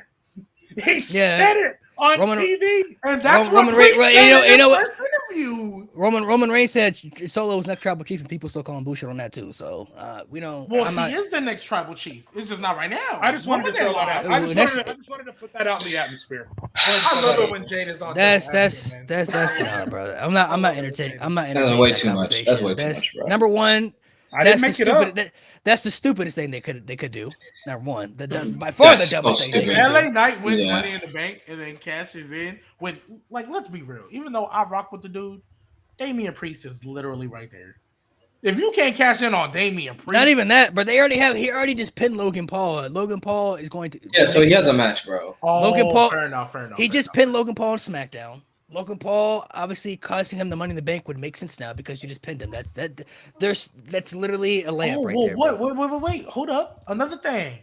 What if LA Knight does win Money in the Bank and he just pulls a Miz? He's the U.S. champion while holding the briefcase. Why not? That would be a little bit different, but it worked. Well, it worked. It worked. We haven't seen that since. It's a year too late. We ain't seen that since Seth Rollins. Seth Rollins didn't hold a title when he was Mr. Money in the Bank, bro. This is a year too late. He didn't win the U.S. title or the IC title. He didn't win that. No. He won the U.S. He won the U.S. title when he was WWE champion. Miz was the only one to do it, bro. RVD did the IC title too. No, there's only two people that ever hold Money in the Bank in a championship, and that was RVD and the Miz, bro.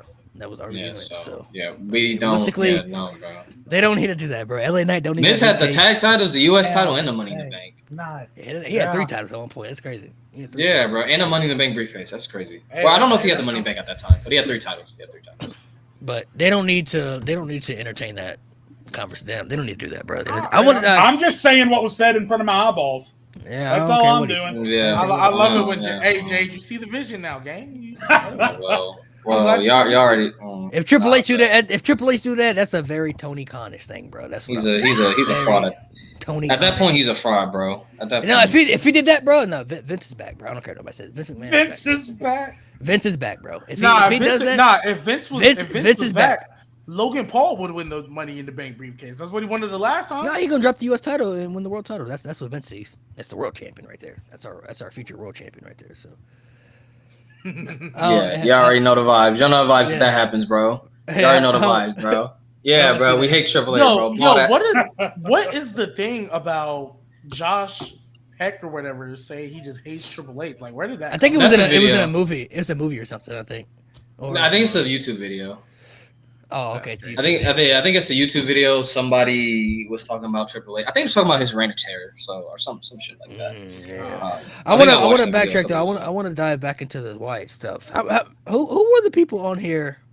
I don't remember who it was. Who were the people that came on here and said they didn't care about the Wyatt stuff before it happened? Before we saw the debut, talking about the QR code. That wasn't me. Was it me? It was one of the guests we had on here said he would. Okay. Yeah. Was it Justin? Was it Justin? No, it was the other guy. Okay.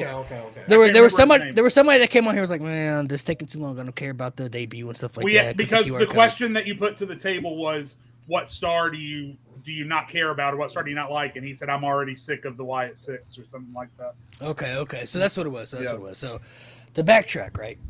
Now we obviously knew this was happening, whatever. And we saw that debut, right? And we saw that debut, we were like, oh God. Top 5 debut of all time.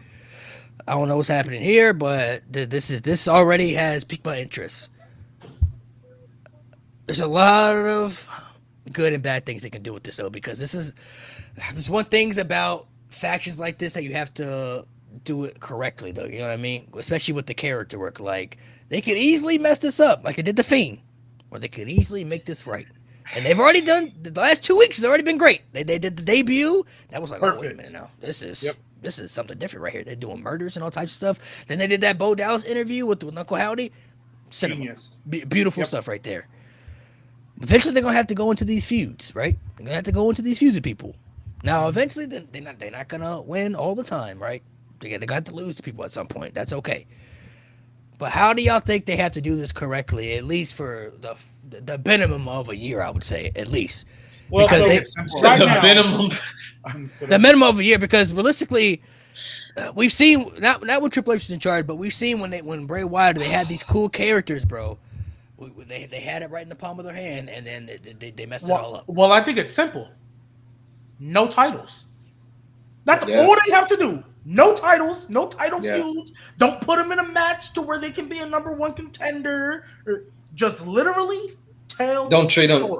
Yeah, I think the easiest way to say it, and this is going to throw some people off, but the easiest way to say it, don't treat them like wrestlers. I mean, I was just about to say that. That's fucking crazy. Yeah, I know it's okay. So we're on the same page. So you can jump crazy on me if I say anything you don't say.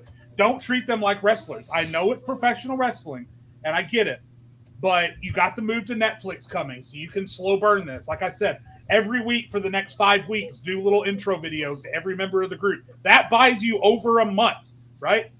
And then when they finally do have a match, you got 2 local jobbers out there in the ring, and then fucking Joe Gacy and Dexter Lumis come out in their costumes and don't even have a match. Those fuckers from Indiana run away.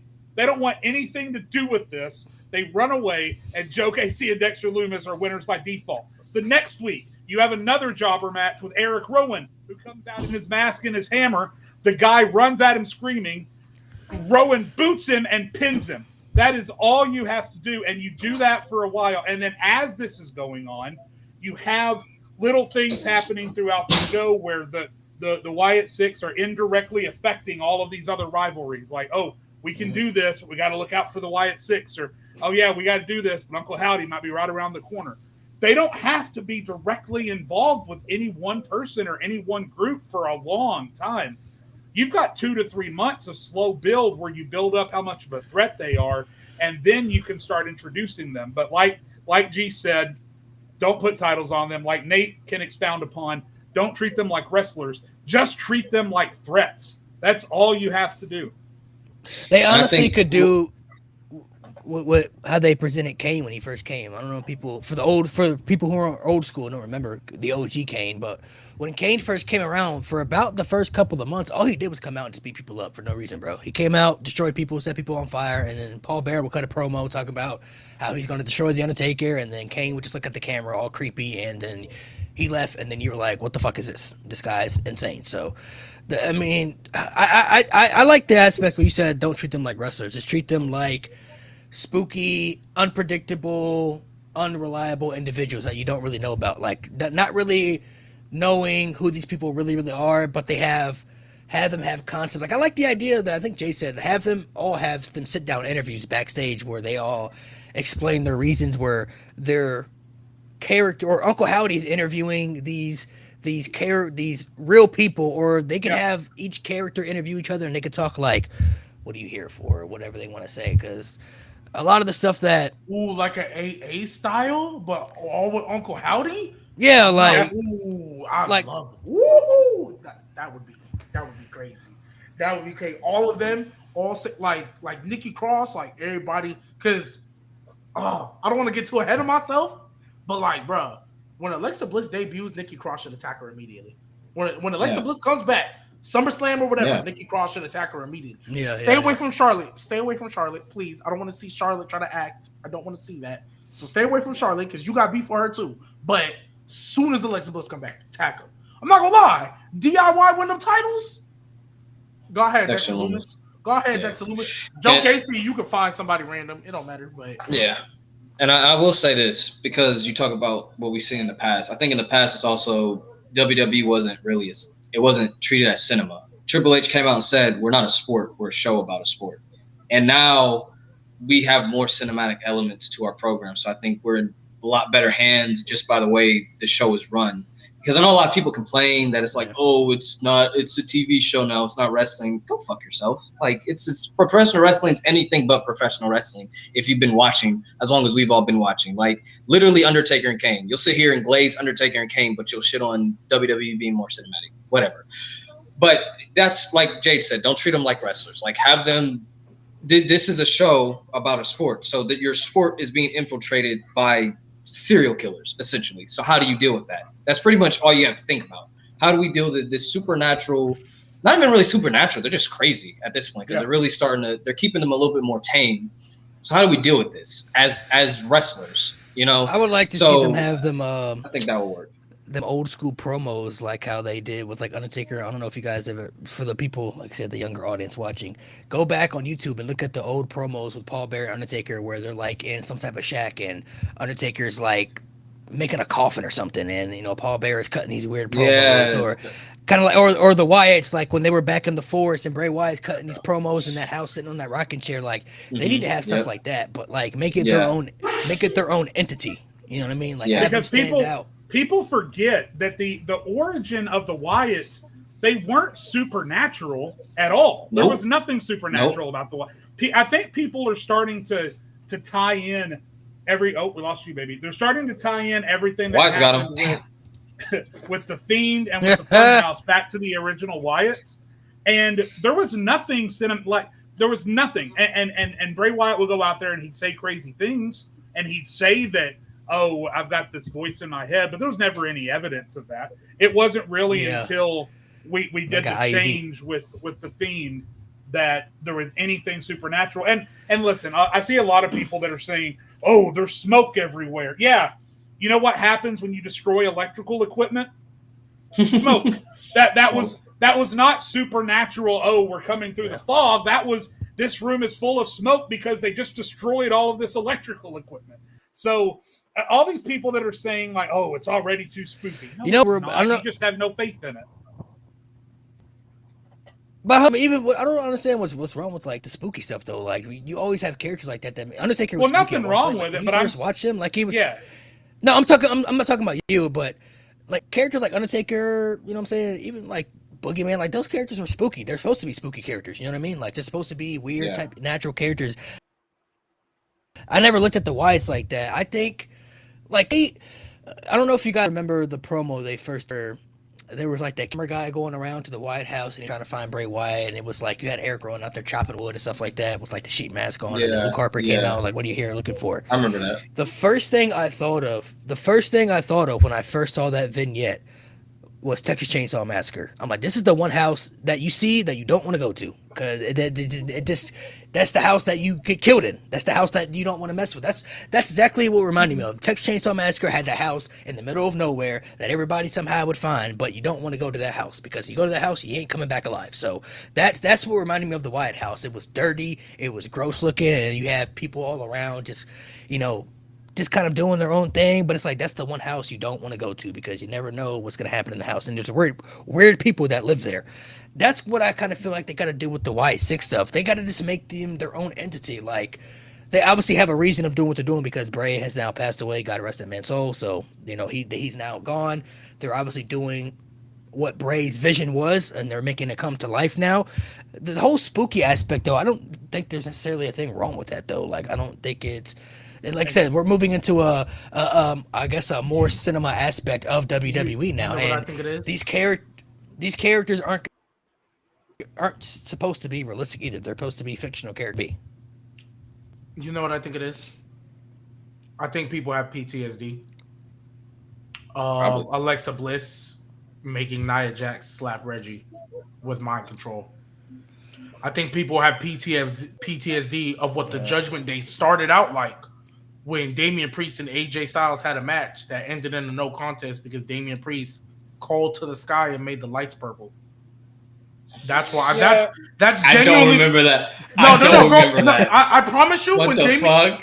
Nate, I promise you, when Edge and AJ Styles were I don't. It's not saying I don't believe you because I know they wanted Edge to levitate to the ring.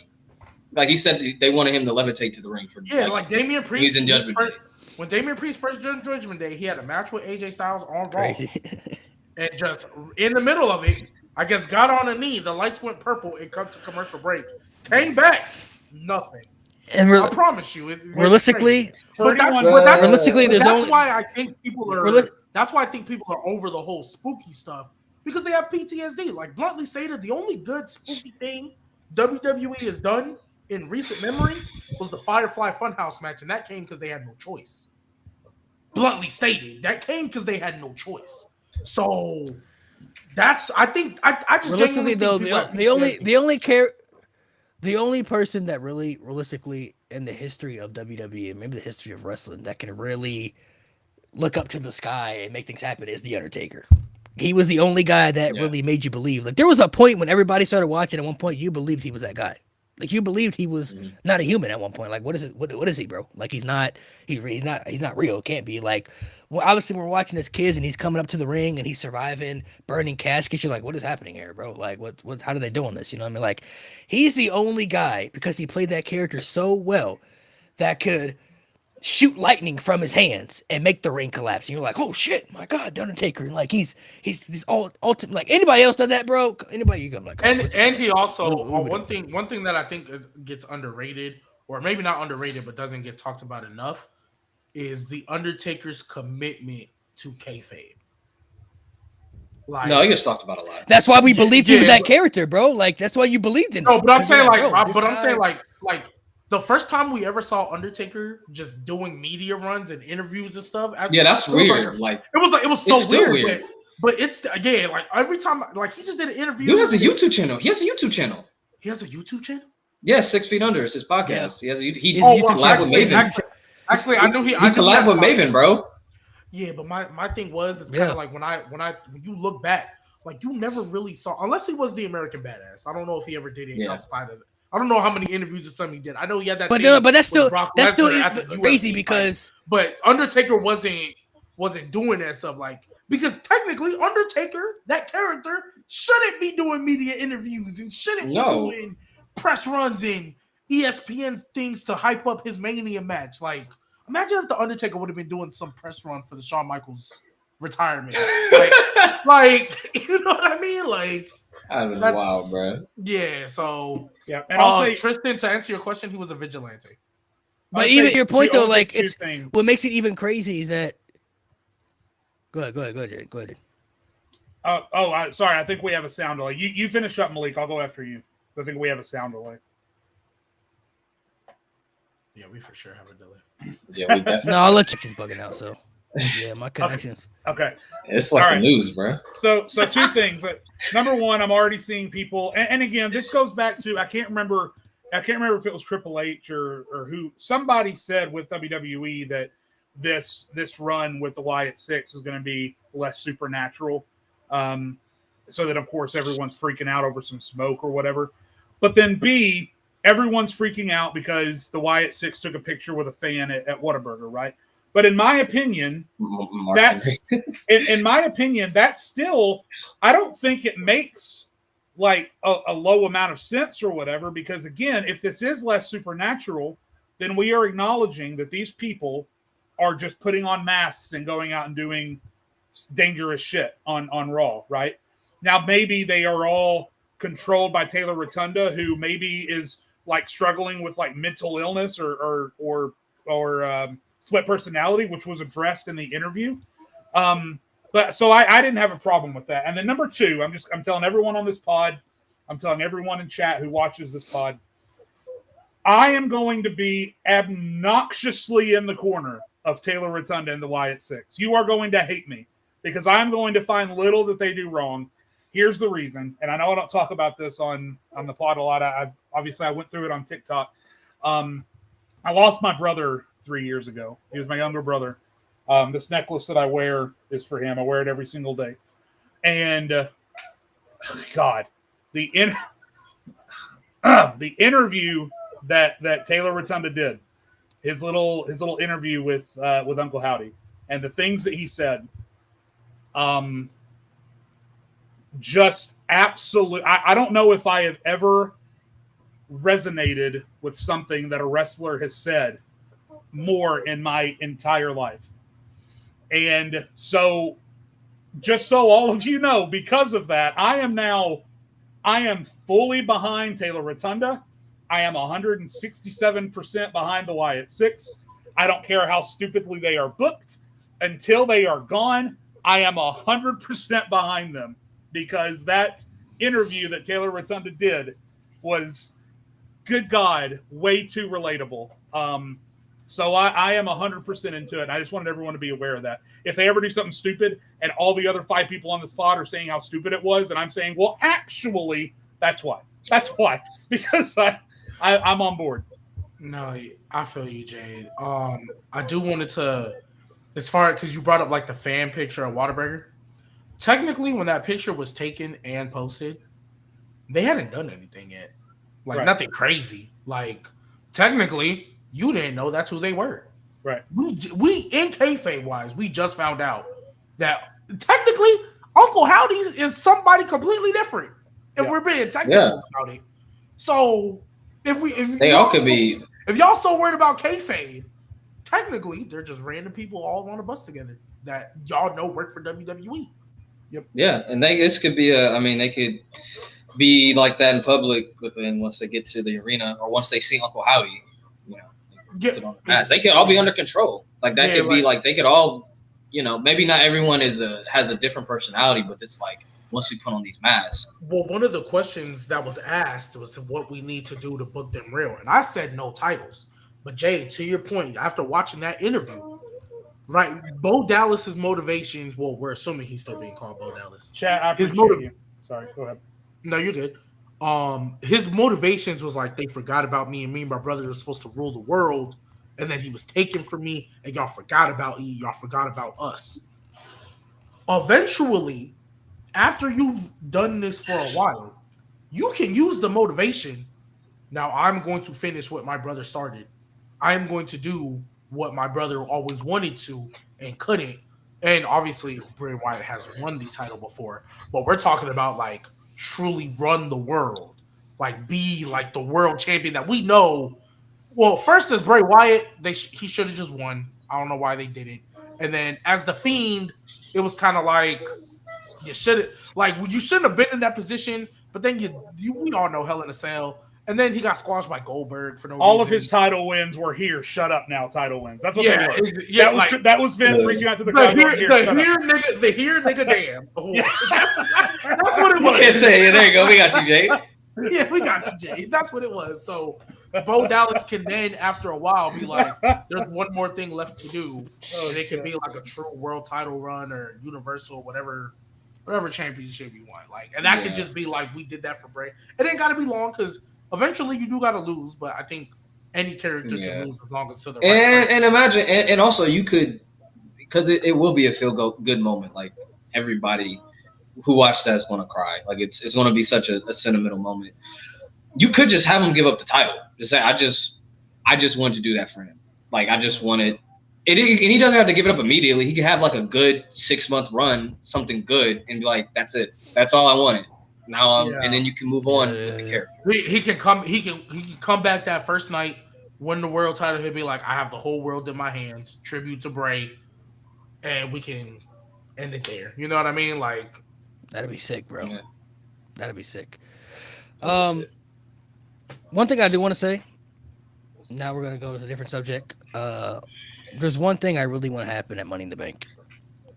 If there's really one thing I really want to happen, I desperately hope Braun Breaker destroys Sami Zayn so badly, bro. Oh, and it don't got to be no John Cena, Brock Lesnar, SummerSlam type vibes, but no, I think it needs to. No. I don't think it needs to be that. I think Sami Zayn should show offense, but whatever he does, they should make it show that it's not enough. Like Braun's just too much for him. You know, at the end of the day, it's kind of like he's trying everything, and then Sami can sell the facial expressions where he's like, "Man, what I gotta do?" And Braun Breaker's like, "He don't," just to kind of bark and shit. Like, because he did beat Gunther. He did beat Gunther. So yeah. And honestly, if there's anybody to the fact that Gunther was so dominant, I'm not saying. Fuck it, I'll say it. Braun Breaker could be a more dominant champion than Gunther, if I'm being honest. He could. To an extent of character work. When it comes to character work and intensity, Braun Breaker is more intense. He's more ferocious. He's more violent. I think he should go into this match and he should really show his dominant, his real dominant threat. Let me get in here because I completely 100% agree with you. You know what? I was thinking about this match earlier. You know what I saw in my head? I saw Sami get his ass kicked for like 10 minutes, and he does this big comeback, and I'm talking fucking exploder into the corner, does the big build into the haluva kick, and then when he turns to fall into the haluva kick, Braun Breaker has already stood back up and is going, and this shit fucking annihilates him. I want him to take the haluva kick right to the grill, pop back up, and then destroy Sami Zayn. That's what I want. You're advocating for no selling. That's wild. Yeah, no selling. Braun Breaker can get away with it. AEW over here, man. Away with no selling. I mean, there are very few guys who can. He can at least kick it out one. Let's just have him kick it out. Yeah. Oh, wow. No. Okay, kick it out on one is crazy. No selling. He beat Gunther. He beat Gunther, bro. In NXT though, you feel me? He still beat Gunther. This is the most dominant UK. And before Sami Zayn had beat Gunther, Braun Breaker was the last person to pin him too. Yeah, so you can get away with that because if it was Ilya made him tap out. That was before. That was in 2020. And you can make it. You can get away with it because like if it was anybody else, it'd be like, well, you saying this person is better than Gunther, the man Sami beat, but you could tell that story with Braun, like. Yeah, and that could build up to an eventual Braun Breaker and Gunther match. Like, I kicked out a haluva kick, you didn't. Like, well, one thing I was gonna say because again, everybody gonna complain regardless, but people gonna be like, "Oh, we're squashing Sami, blah blah blah." This is the guy who beat Gunther. Perfect. There's the guy who beat Gunther. No. But here's the thing, though. People don't watch NXT, so you got to think for the casuals, right? But Michael Cole says it. He said it. I know, but remember, we're still in a new period of having NXT be continuity, right? We know, but casuals don't. But there is a perfect way to get around that. You know what you do? No, sir. Because Sammy's the ultimate babyface. He's not going to get rid of this match. Braun Breaker need to attack that man backstage. He need to spear him through anything. Do the same thing you did to Ricochet. Put him through a car. Sami Zayn, we got to cancel this match. Sami Zayn's like, no, I'm not going to cancel it. The white meat baby face. And then we get to that pay-per-view. Spear right out the gate to them injured ribs. Woo! Jade, I'm with you. Jade. I'm with you. You know what they could do? I don't know if you guys remember. I'll take y'all back. Sami Zayn. I'm gonna take y'all back to Extreme Rules 2010. It was the match between Sheamus and Triple H, where the match was opening the show, and then they showed Sheamus backstage beating up Triple H, and then they had to postpone the match until later. And when Triple H came out, he was already beat up and everything, but Sheamus picked that man apart in that match so badly, bro. And then Triple H was off TV after that for a long time. They could honestly do the same thing where Braun Breaker can beat up Sami Zayn. Because Sami's not gonna give up. He'll come out, and I'm coming to the ring. You know what I'm saying? I'll beat up, and then Braun Breaker can just capitalize on that momentum. If they wanted to go that direction, that would still be fine too. But I think they have to have Sami show offense, but do it where it's like he's throwing everything at Braun Breaker. He's throwing everything. The kitchen sink. It ain't enough though. Braun Breaker, he's too much to overcome. And then when Sami Zayn feels that effect of that first spear, that's when you start to That's when you start to fit. That's when Braun starts to really intense up and then take over. Hey, so what they low key can do, they can do the Samoa Joe Brock Lesnar, where just out the gate, Braun Breaker is just spear, clothesline, the speed, all that. Sami don't know what hit him because he's a babyface. Sami Zayn gotta fight back. You know what I mean? You gotta get the crowd into it. Sure. Every time, and it's in Canada too. It's in Canada. Oh, more so every time. Last time Sami Zayn was in Canada, or was it for Elimination Chamber? No, it would be Chad Gable. It would be Chad Gable. Oh, I'm talking about a pay per view. That's fine. Yeah, Montreal. That Raw shit is fine. That Raw shit is fine. But I'm saying, last time he was there, everybody behind him trying to win that world. Bro, they got it, bro. I'm telling you, Braun Breaker, and they didn't got to be the Monday Raw, whatever, to sell the Reds. I think Braun Breaker just needs to come out, spear, and a close kick out at 2, or at like 2.9, and it's like, oh snap, Sammy, put him through a table type stuff. Like, really show this man. I'm the new Brock Lesnar. What will be even dope? To finish it off, they should have Braun break back the other finisher where he gorilla press him and then slam his ass. Like that used to be tough, bro. Yeah. That used to be a tough finisher, bro. Cause he had to switch it up because he can't do it to everybody because everybody could be too big, but he could easily pick up Sami Zayn and then do that gorilla press. He should do that right before he loads up for the spear. Because I think the spear has to be hit like the end game. Oh, yeah, for sure. Yeah. If there's anything, looking at Money in the Bank, if there's anything I really want to happen, that's the number one thing I hope that happens. Out of all the matches, I really hope Sami Zayn. And I don't dislike Sami Zayn, but looking at all the guys, I feel like Braun Breaker is the perfect guy to beat him. Chad Gable may have had the better story, but I just never was behind Chad Gable winning the IC title over anybody. Like, I didn't think he was going to beat Gunther. I'm like, I don't think this guy is that guy to beat Gunther. I think he could have after watching the way that last match played out. I'm not saying they couldn't have. I just said I didn't want it. That's just not something. No, I did. I think like Sami Zayn wasn't the worst because I've said multiple times. I thought for Sami Zayn, the story they were telling us on TV about hey, he was in the main event of Mania the year before, ending the longest reigning tag champs with his best friend. Yeah. I think it would have been better if they went from that to missing Mania this year to winning the world title the next year. That's what I think would have been better. And Gable could have got his win, retribution for his family. That was a good story. I just like Gable is a phenomenal wrestler, great technical wrestler. But when it comes to, I guess, character work and looking at the roster, I just feel like him beating Gunther, bro. I don't know if I can get behind that. And then I couldn't get behind Sammy doing it. I didn't think Sammy I didn't until he did it. Listen, I'm not saying Sammy should have done it either. I'm not saying Sammy should have been the guy either. But when Chad Gable could beat Gunther and then Sami Zayn beat Gunther, I'm like, how is he going to beat Sami Zayn when he couldn't even beat Gunther and Sami Zayn just beat Gunther? That to me just didn't make any sense. Like, hey, he going to beat... Because he trained him. Yeah, and he supposedly trained him, but it's like... But also, you trained him to beat Gunther? You couldn't even beat Gunther. No, but I look at Sami Zayn and Gable beating Gunther, whoever would have done it, is like a one-off. Like, you do this match 10 times out of 10, you're not winning. But you got lucky this night, which is why that's why I was like, you won't give it to anybody. Give it to the guy who's been telling this story for 6 months. And also, if you to Lewis's point that he made, Gunther lost that match for himself because he was playing with Sammy. He got too comfortable, got too confident, got too cocky. Gunther could have ended that match at any time if he actually locked in, but he wasn't fully locked in.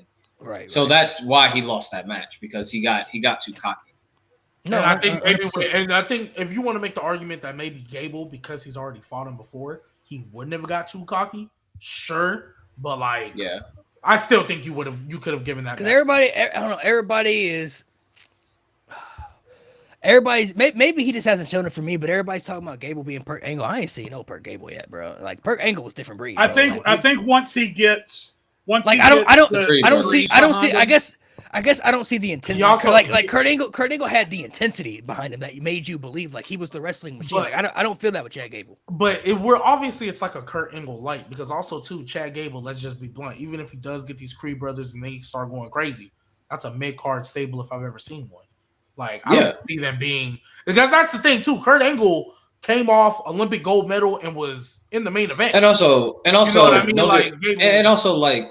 No disrespect, and obviously I'm probably the same height as Gable, but Gable's not the biggest guy in the world. So him being intense is great, but it's like Jason Jordan would be more like a Perk Angle because like he's the bigger one. So it is kind of in that aspect it does get kind of because he's obviously strong, but size doesn't always matter, but also I think that's when you're in the same world, bluntly stated, is like Braun Breaker. Seth Rollins, the Braun Breaker, the Gunther, intensity the Roman Reigns. If when you're not even 5'10", bluntly stated, when you look at it does hurt a little. When you look at, so they have to just work extra hard for it. When you look at the most intense people besides Kurt Angle, and Kurt Angle was only able to make it work because the wrestling background that he had, and he had a little bit of the size. When you look at the most intense people, when you look at the most intense people in wrestling, they're all big, buffed up. Batista, Goldberg, Brock Lesnar, Braun Breaker. All these guys have muscle, they have build, and they have believability behind them, where you can believe they can legitimately destroy people in the ring, no matter who they face. You know what I mean? Not saying that's what they're doing with Chad Gable, but when they're obviously trying to compare the Kurt Angle statement, like, I just don't. He don't have that intensity for me where I can believe, like, I think, he's that guy. I think the reason and we can say this before we head off, but I think the reason they're more so comparing him to Kurt, I don't think it's necessarily the intensity. I think they're looking at Olympic gold medalist, the background. Chad Gable has the impressive strength, like, to where he can German suplex anybody. I think that's more so what they and it's more so for the meme too. It's not, yeah. No, it's more so for the meme. But if you go back and you look at them Kurt Angle days, bro. When he that's why I'm saying, bro, I don't the think intensity was crazy, bro. That's why I'm saying I don't think most people are thinking the intensity part when they're comparing it. I think they're just looking at two Olympic. They just want to. Chad Gable's not an Olympic gold medalist though. I mean, not gold medalist, but he's an Olympian. Like, he's an I think they see two Olympic wrestlers who are really good in ring, and maybe obviously Kurt Angle is better and better promo character. Like, we know Kurt Angle's better. Like, it's not an exact copy. It's like it's a Kurt Angle light. And I think right now, especially because you didn't give Chad Gable the IC title win, the way I think most people are feeling, like, well, yeah. I mean, they're doing this whole family separated. They just tease with the creeds. But Chad Gable's basically going crazy. And he's got this Wyatt Six they got to deal with. Like, I think you're going to see, maybe not off the perk. Maybe he just, got a little drunk. You know what I mean? We're going to see drunk Gable. He get off the perk. He just Gable off the lean. Yeah. He off that lean. Gable on the Molly. He off the perks. He just on that lean. On the Henny, bro. Gable on the Henny, bro. Gable on the Henny. That's Henny Gable is Henny Gable's crazy. Henny Gable is fire. I'm not gonna lie. I don't know. Maybe that's just the way I'm looking at it. I think if there's a perfect guy to beat Sami Zayn, it is Braun Breaker. He is the perfect guy right here. You don't need no story behind it. He don't have it, just from a believability standpoint, character standpoint, and somebody that you could help pass that IC title on to help build up even further. I feel like Braun Breaker would do that better than Chad Gable would. Absolutely. So, I mean, the IC title historically is supposed to be the title that propels you eventually next. Supposed to be. You know what I'm saying? Yeah, supposed to. I said historically. That's why I said historically. So I think Braun Breaker. Somebody asked if we do money in the bank. We could do our money in the bank. We can run through our money in the bank predictions real quick. Somebody asked. Let's start with the women's money in the bank. Who do you have? The center of the universe. It's Tiffany. Yeah, Tiffy. To be quite honest, bro, between Tiffany, Naomi, and Chelsea, I wouldn't be mad at any of those options. I ain't gonna lie to you. I wouldn't be mad either. I wouldn't be mad, but it needs to be Tiffany. Tiffany would be cool. Naomi doesn't need it, and Chelsea Green, God forbid, Chelsea Green would have been fine if Tiffany Stratton wasn't in this match, or you gave Tiffany Stratton Queen of the Ring. If that's the case, I'd be pushing Chelsea because I think right now she's playing a Karen type character. Well, she actually really liked that in the ring when they give her time. No, she really is. She actually really liked that. So she's just playing a character right now. I'm gonna say Tiffany Stratton for me. What about men's money in the bank? Jey Uso. I'm gonna say Jey Uso for now. I gotta say Jey. I'm gonna say Jey, but I'll just put it like this. I'm not gonna be shocked if he doesn't win it. I'm not gonna be shocked. Yeah, I wouldn't be either, bro. If I see another Samoan or Tongan in that match, I'm gonna lose my fucking shit. What about Braun and Sammy? It's got to be Braun, but I think they're going to give Braun. I think they're going to give Braun the SummerSlam win because you know how they were like interfering, DQs and all that stuff. Some shenanigans might happen here, and they'll give him the SummerSlam. Because I thought we were going towards a Fatal 4-Way. I thought that's what we were going to do. So they're going to do that with Braun as champion. Braun as champ. That's what they're going to do. Could have made it a Fatal 5 with Ilya, but whatever. Anyway. Could have made it a 6-pack challenge with Dijak, but hey. All right, let's not get too ahead of ourselves. I just asked for opportunity, not time. Okay. I think they're gonna give it to Braun Breaker. I think Carmelo a sleeper? No. Low key, like you could give him in a year. You have a year to build him up, but no. If you really wanted to lock in, like yes, this would be perfect. But I don't see them actually. Melo winning Money in the Bank. We talked about landscapes, right? We were talking about Raw, like Jey Uso with landscape, bro. Landscape on SmackDown. He gonna be Cody. He gonna be Randy. You could tell that story a year later. He cashes in on Cody year after getting drafted. You could tell that story. That's all I'm saying. Hey, if you build him up properly. And I was gonna say as far as and not even that, Melo going feud with the Bloodline. No, it's not. But listen though, he's a heel, so no, that's fine. But look, here's the thing though, when you have, I'm saying hypothetically, what if Solo were to be champions at some point? You know what I'm saying? Like no, but I'm saying though, if you give Melo that briefcase, if we talk about building him up, him walking around with that briefcase, bragging, you can build as long as he wins the feuds. You can build that up to where he can get a sneaky win against, I don't know, Cody when he's not paying attention. Yeah, and also, who says it has to be Cody? It could be Punk. It could be Seth.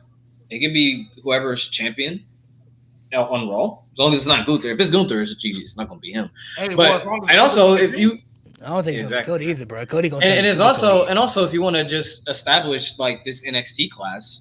Like, because he is a first-round draft pick from NXT. So if you really wanted to establish that, I mean, if they really wanted to lock in on Melo, bro, they really could. Like, I don't think they should. I think they should.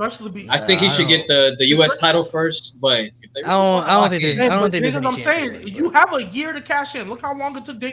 Damian Priest just won and it felt like it was forever ago since he won that title. I mean, since he won that briefcase.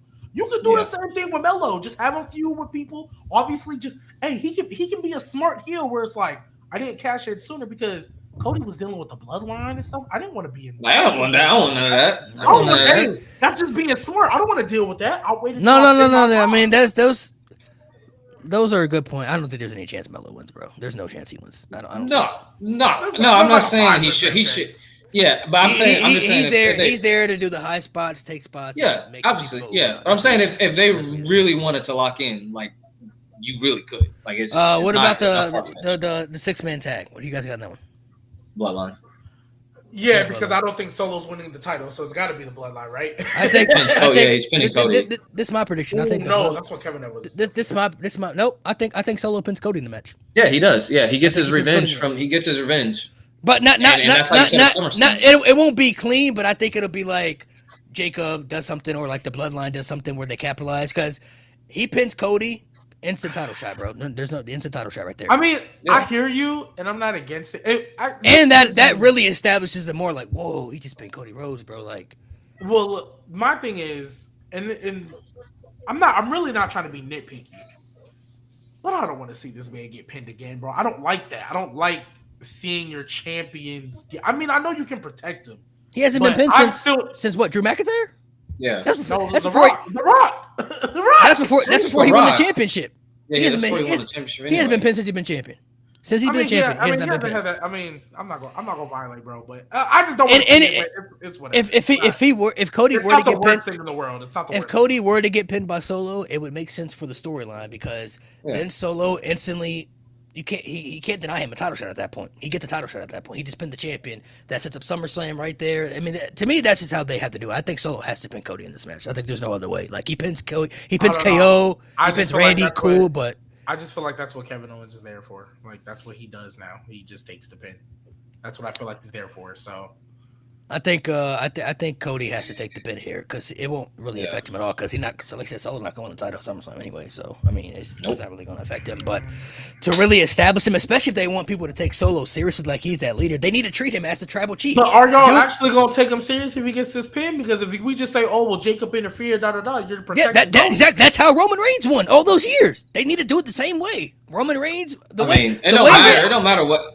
I'm looking at more of a how you get to SummerSlam. I'm never going to take Solo serious in this role. Bro. This is all about storytelling, bro. This is all about storytelling. He's already acting like Roman. He thinks he's Roman Reigns. He's still in his catchphrases. I think he's him. He has his enforcer. He has his right hand man. Everything that Roman did for the last 2 years of the Bloodline, he won because of the interferences and everything. That's all they need to do with this match. Treat it like the same Bloodline. Solo learned from the OG, bro. This is how we gonna do it. I'm in charge now. Y'all need to make sure y'all protect me to get these big wins. That's all they have to do. That's exactly how they're gonna do it. I feel like that's like whether Jacob does something or the Bloodline does something in the match where they hit low blow Cody or something, or that aspect, whatever they wanted to do at that point. Like the exact same way they had Roman Reigns win the last year and a half of his championship reign, just do the exact same thing in this match. That's the only way he needs to win. Because if he beats Cody clean straight up, I'm gonna be like, all right, that's kind of a little crazy there. But if he does it because the Bloodline shenanigans interfere, then it's like deja vu all over again for Cody. He's like, oh man, now we're back at this stuff again. Like now we got to deal with this version of the Bloodline. They're a little bit more unpredictable though than the other Bloodline, so they could be a little bit more dangerous. So that's how I feel like they have to do it if they really want to establish.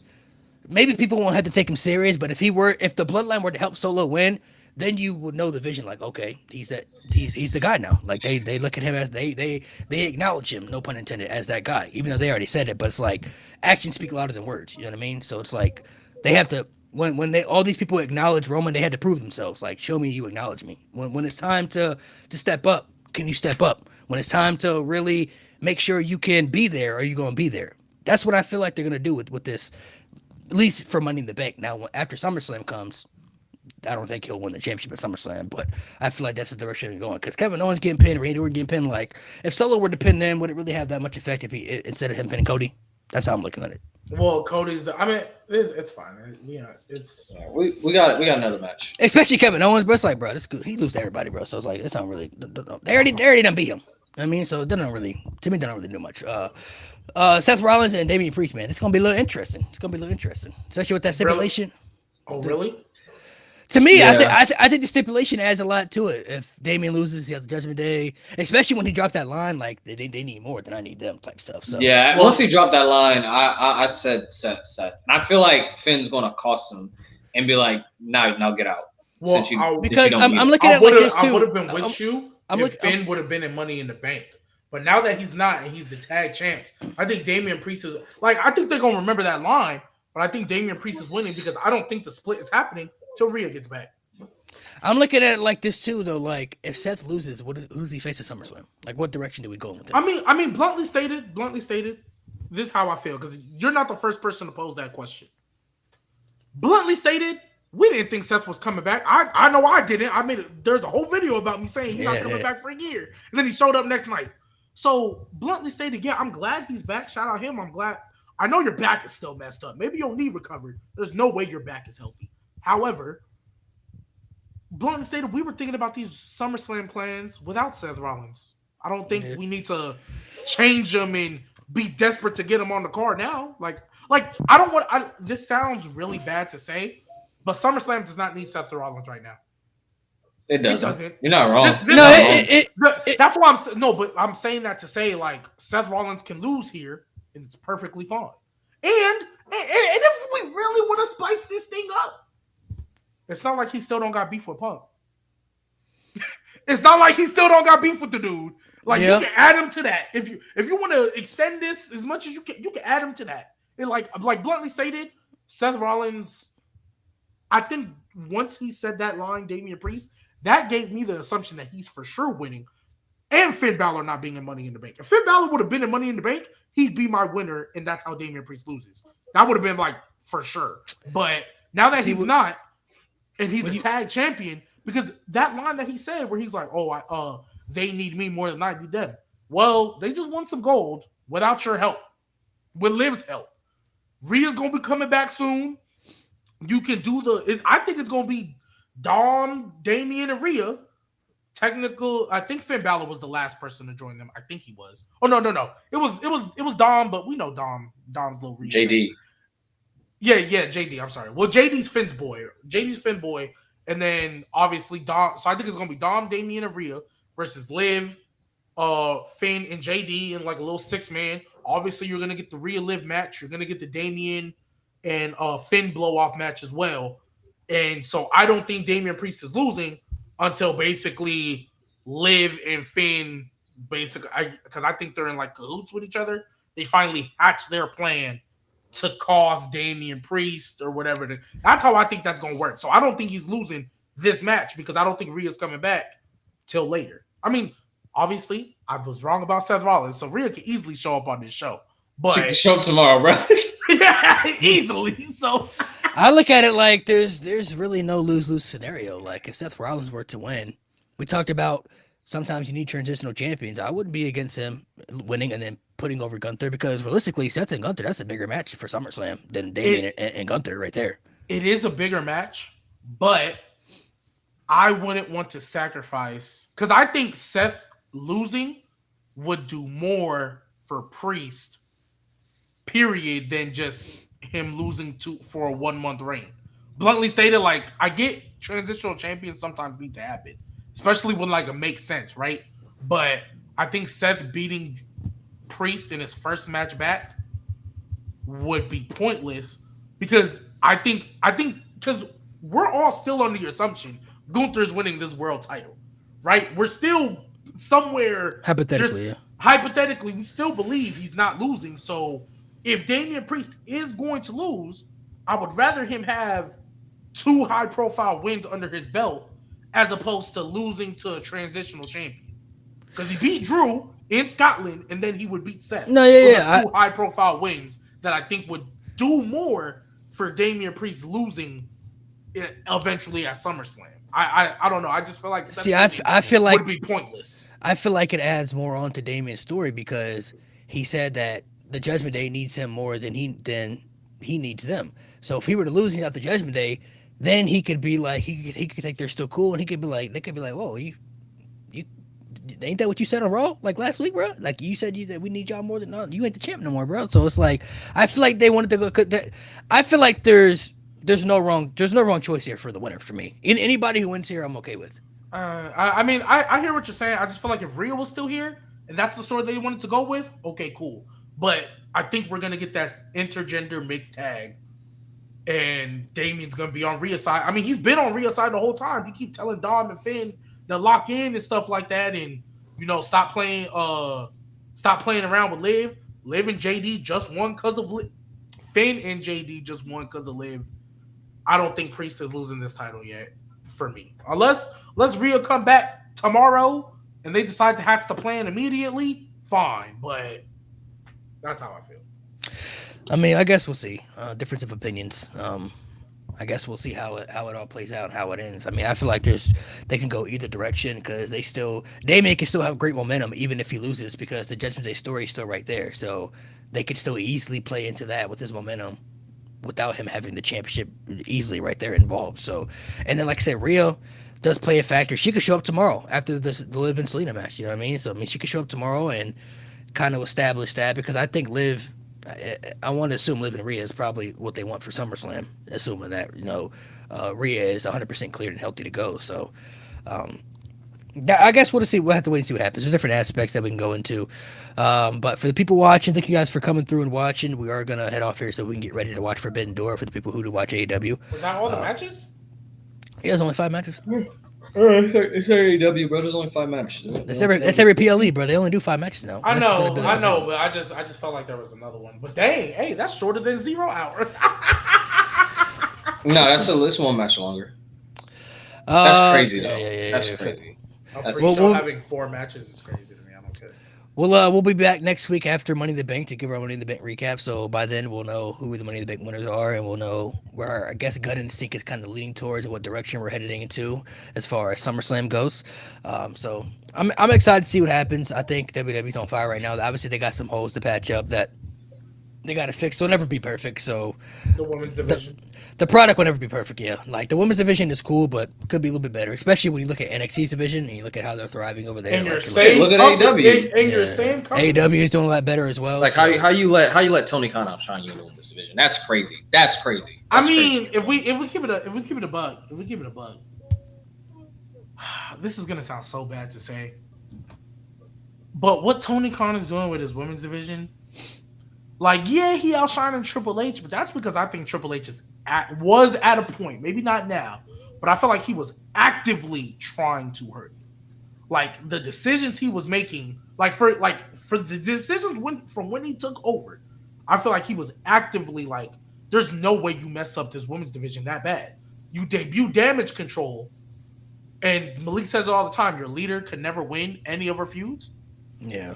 The tag team when they lost to a makeshift tag team of Raquel and Aaliyah of all people. I mean, right? But at that time, AEW's women's division was still trash. So no, but I'm saying like I feel like obviously we're not counting NXT in this.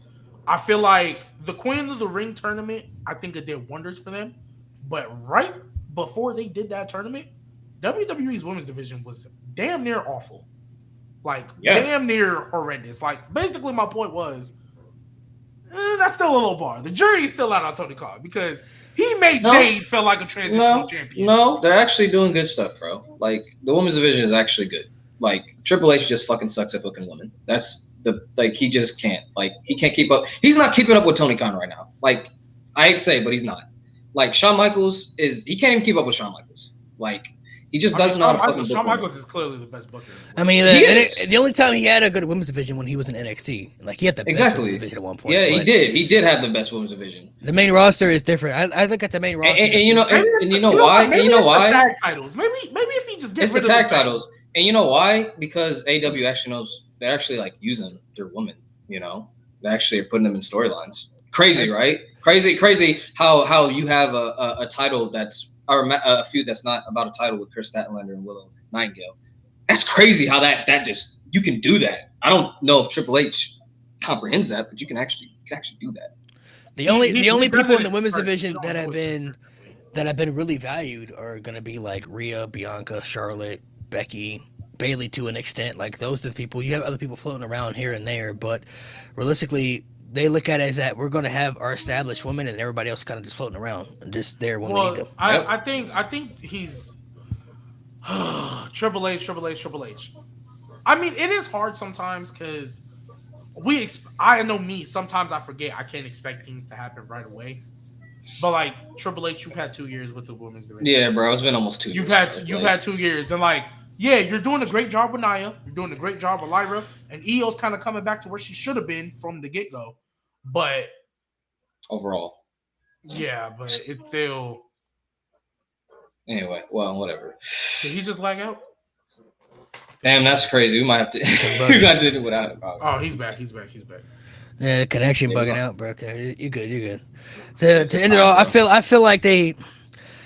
I just feel like they look at the main roster where they're just going to establish certain women at the top, and then everybody else, like I said, is going to be floating around. You know what I mean? Like Chelsea Green and all those people, like they're doing good stuff, but you don't really see them being on the higher echelon, like where Becky Lynch is at. You know what I mean? Like there are only certain people that are going to get to that top mountain. So NXT and AEW are able to put women in storylines that don't involve championship. Jada Parker and Mia Yim are having a storyline right now that doesn't have a championship involved. So. This is for all right, bro. All right, y'all. Have you seen what MVP said about Triple H? Yeah, we saw. MVP upset. They could have brought back the Hurt Business, but they didn't want to do it though. So, and to be quite honest though, it might have been for the better because you look at WWE right now, they got so many factions that there's only so many factions. Yeah. No, but you could have kept them here, bro. That was the whole point. I'm putting it with. That was the whole point. Yeah, whatever. Anyway. No, I'm saying MVP said they could have brought back. Triple H brought back the original Hurt Business, but they said no at the time. Like with Shelton Benjamin, Cedric, and all them. Like at that time when he took over. Yeah. I think if it was 2022, you could have did it, bro. 2022 they could have did it, but honestly, I feel like they only would have gone so far too because the only faction that they only really care about is the Bloodline and Judgment Day. That's really it, bro. Like everybody else is there, bro. They got LWO, they got Final Testament, they got Legado. They could have feuded with some people in NXT. I mean, honestly, I think a lot of people need to go back to NXT. Like they could have feuded with some people in NXT, but I feel like if the Hurt Business was gonna come back, the people would have wanted them to be presented how the Bloodlines. Because I saw somebody in one of the comment sections saying like the Hurt Business could have been what the Bloodline is. I'm like, bro, no. But Bobby Lashley, this will be the last thing I say before we head out. Bobby Lashley, I know he's good. I know he had his TNA run, bro. That man ain't never, and I mean never. To me, ever been on the level to where he could have been a Bloodline type faction Honestly, I'm gonna keep it a buck. He got his one world title win, and it was good. He should have beat Drew at Mania. Underrated. Yeah, it was underrated. It was underrated. Like no, I that think Almighty championship run was fire. Yeah, but after he lost that thing, which is cool, he lost to the right person. Big E should, you know what I mean? After that, bro, I've been off that nigga, bro. I agree. I mean, they said they could have the Hurt Business could have been like the Bloodline, but it's like they had to keep adding people, and they had to keep adding black people, and then that's when people would have complained about it because that's what they didn't want in the first place. When they kept making the memes like put Carmelo in there, put Bianca in there, like we don't have to put every black person in the Hurt Business, bro. But that's what they would have had to do with the Bloodline because they put everybody in there who's family. It's crazy. That's what they keep doing with the LWO. Yeah, everybody who's Latino. Carlito joined it. Then Andrade joined it. Then Dragon Lee joined it. Like yeah. Well, anyway, we got. All right, y'all.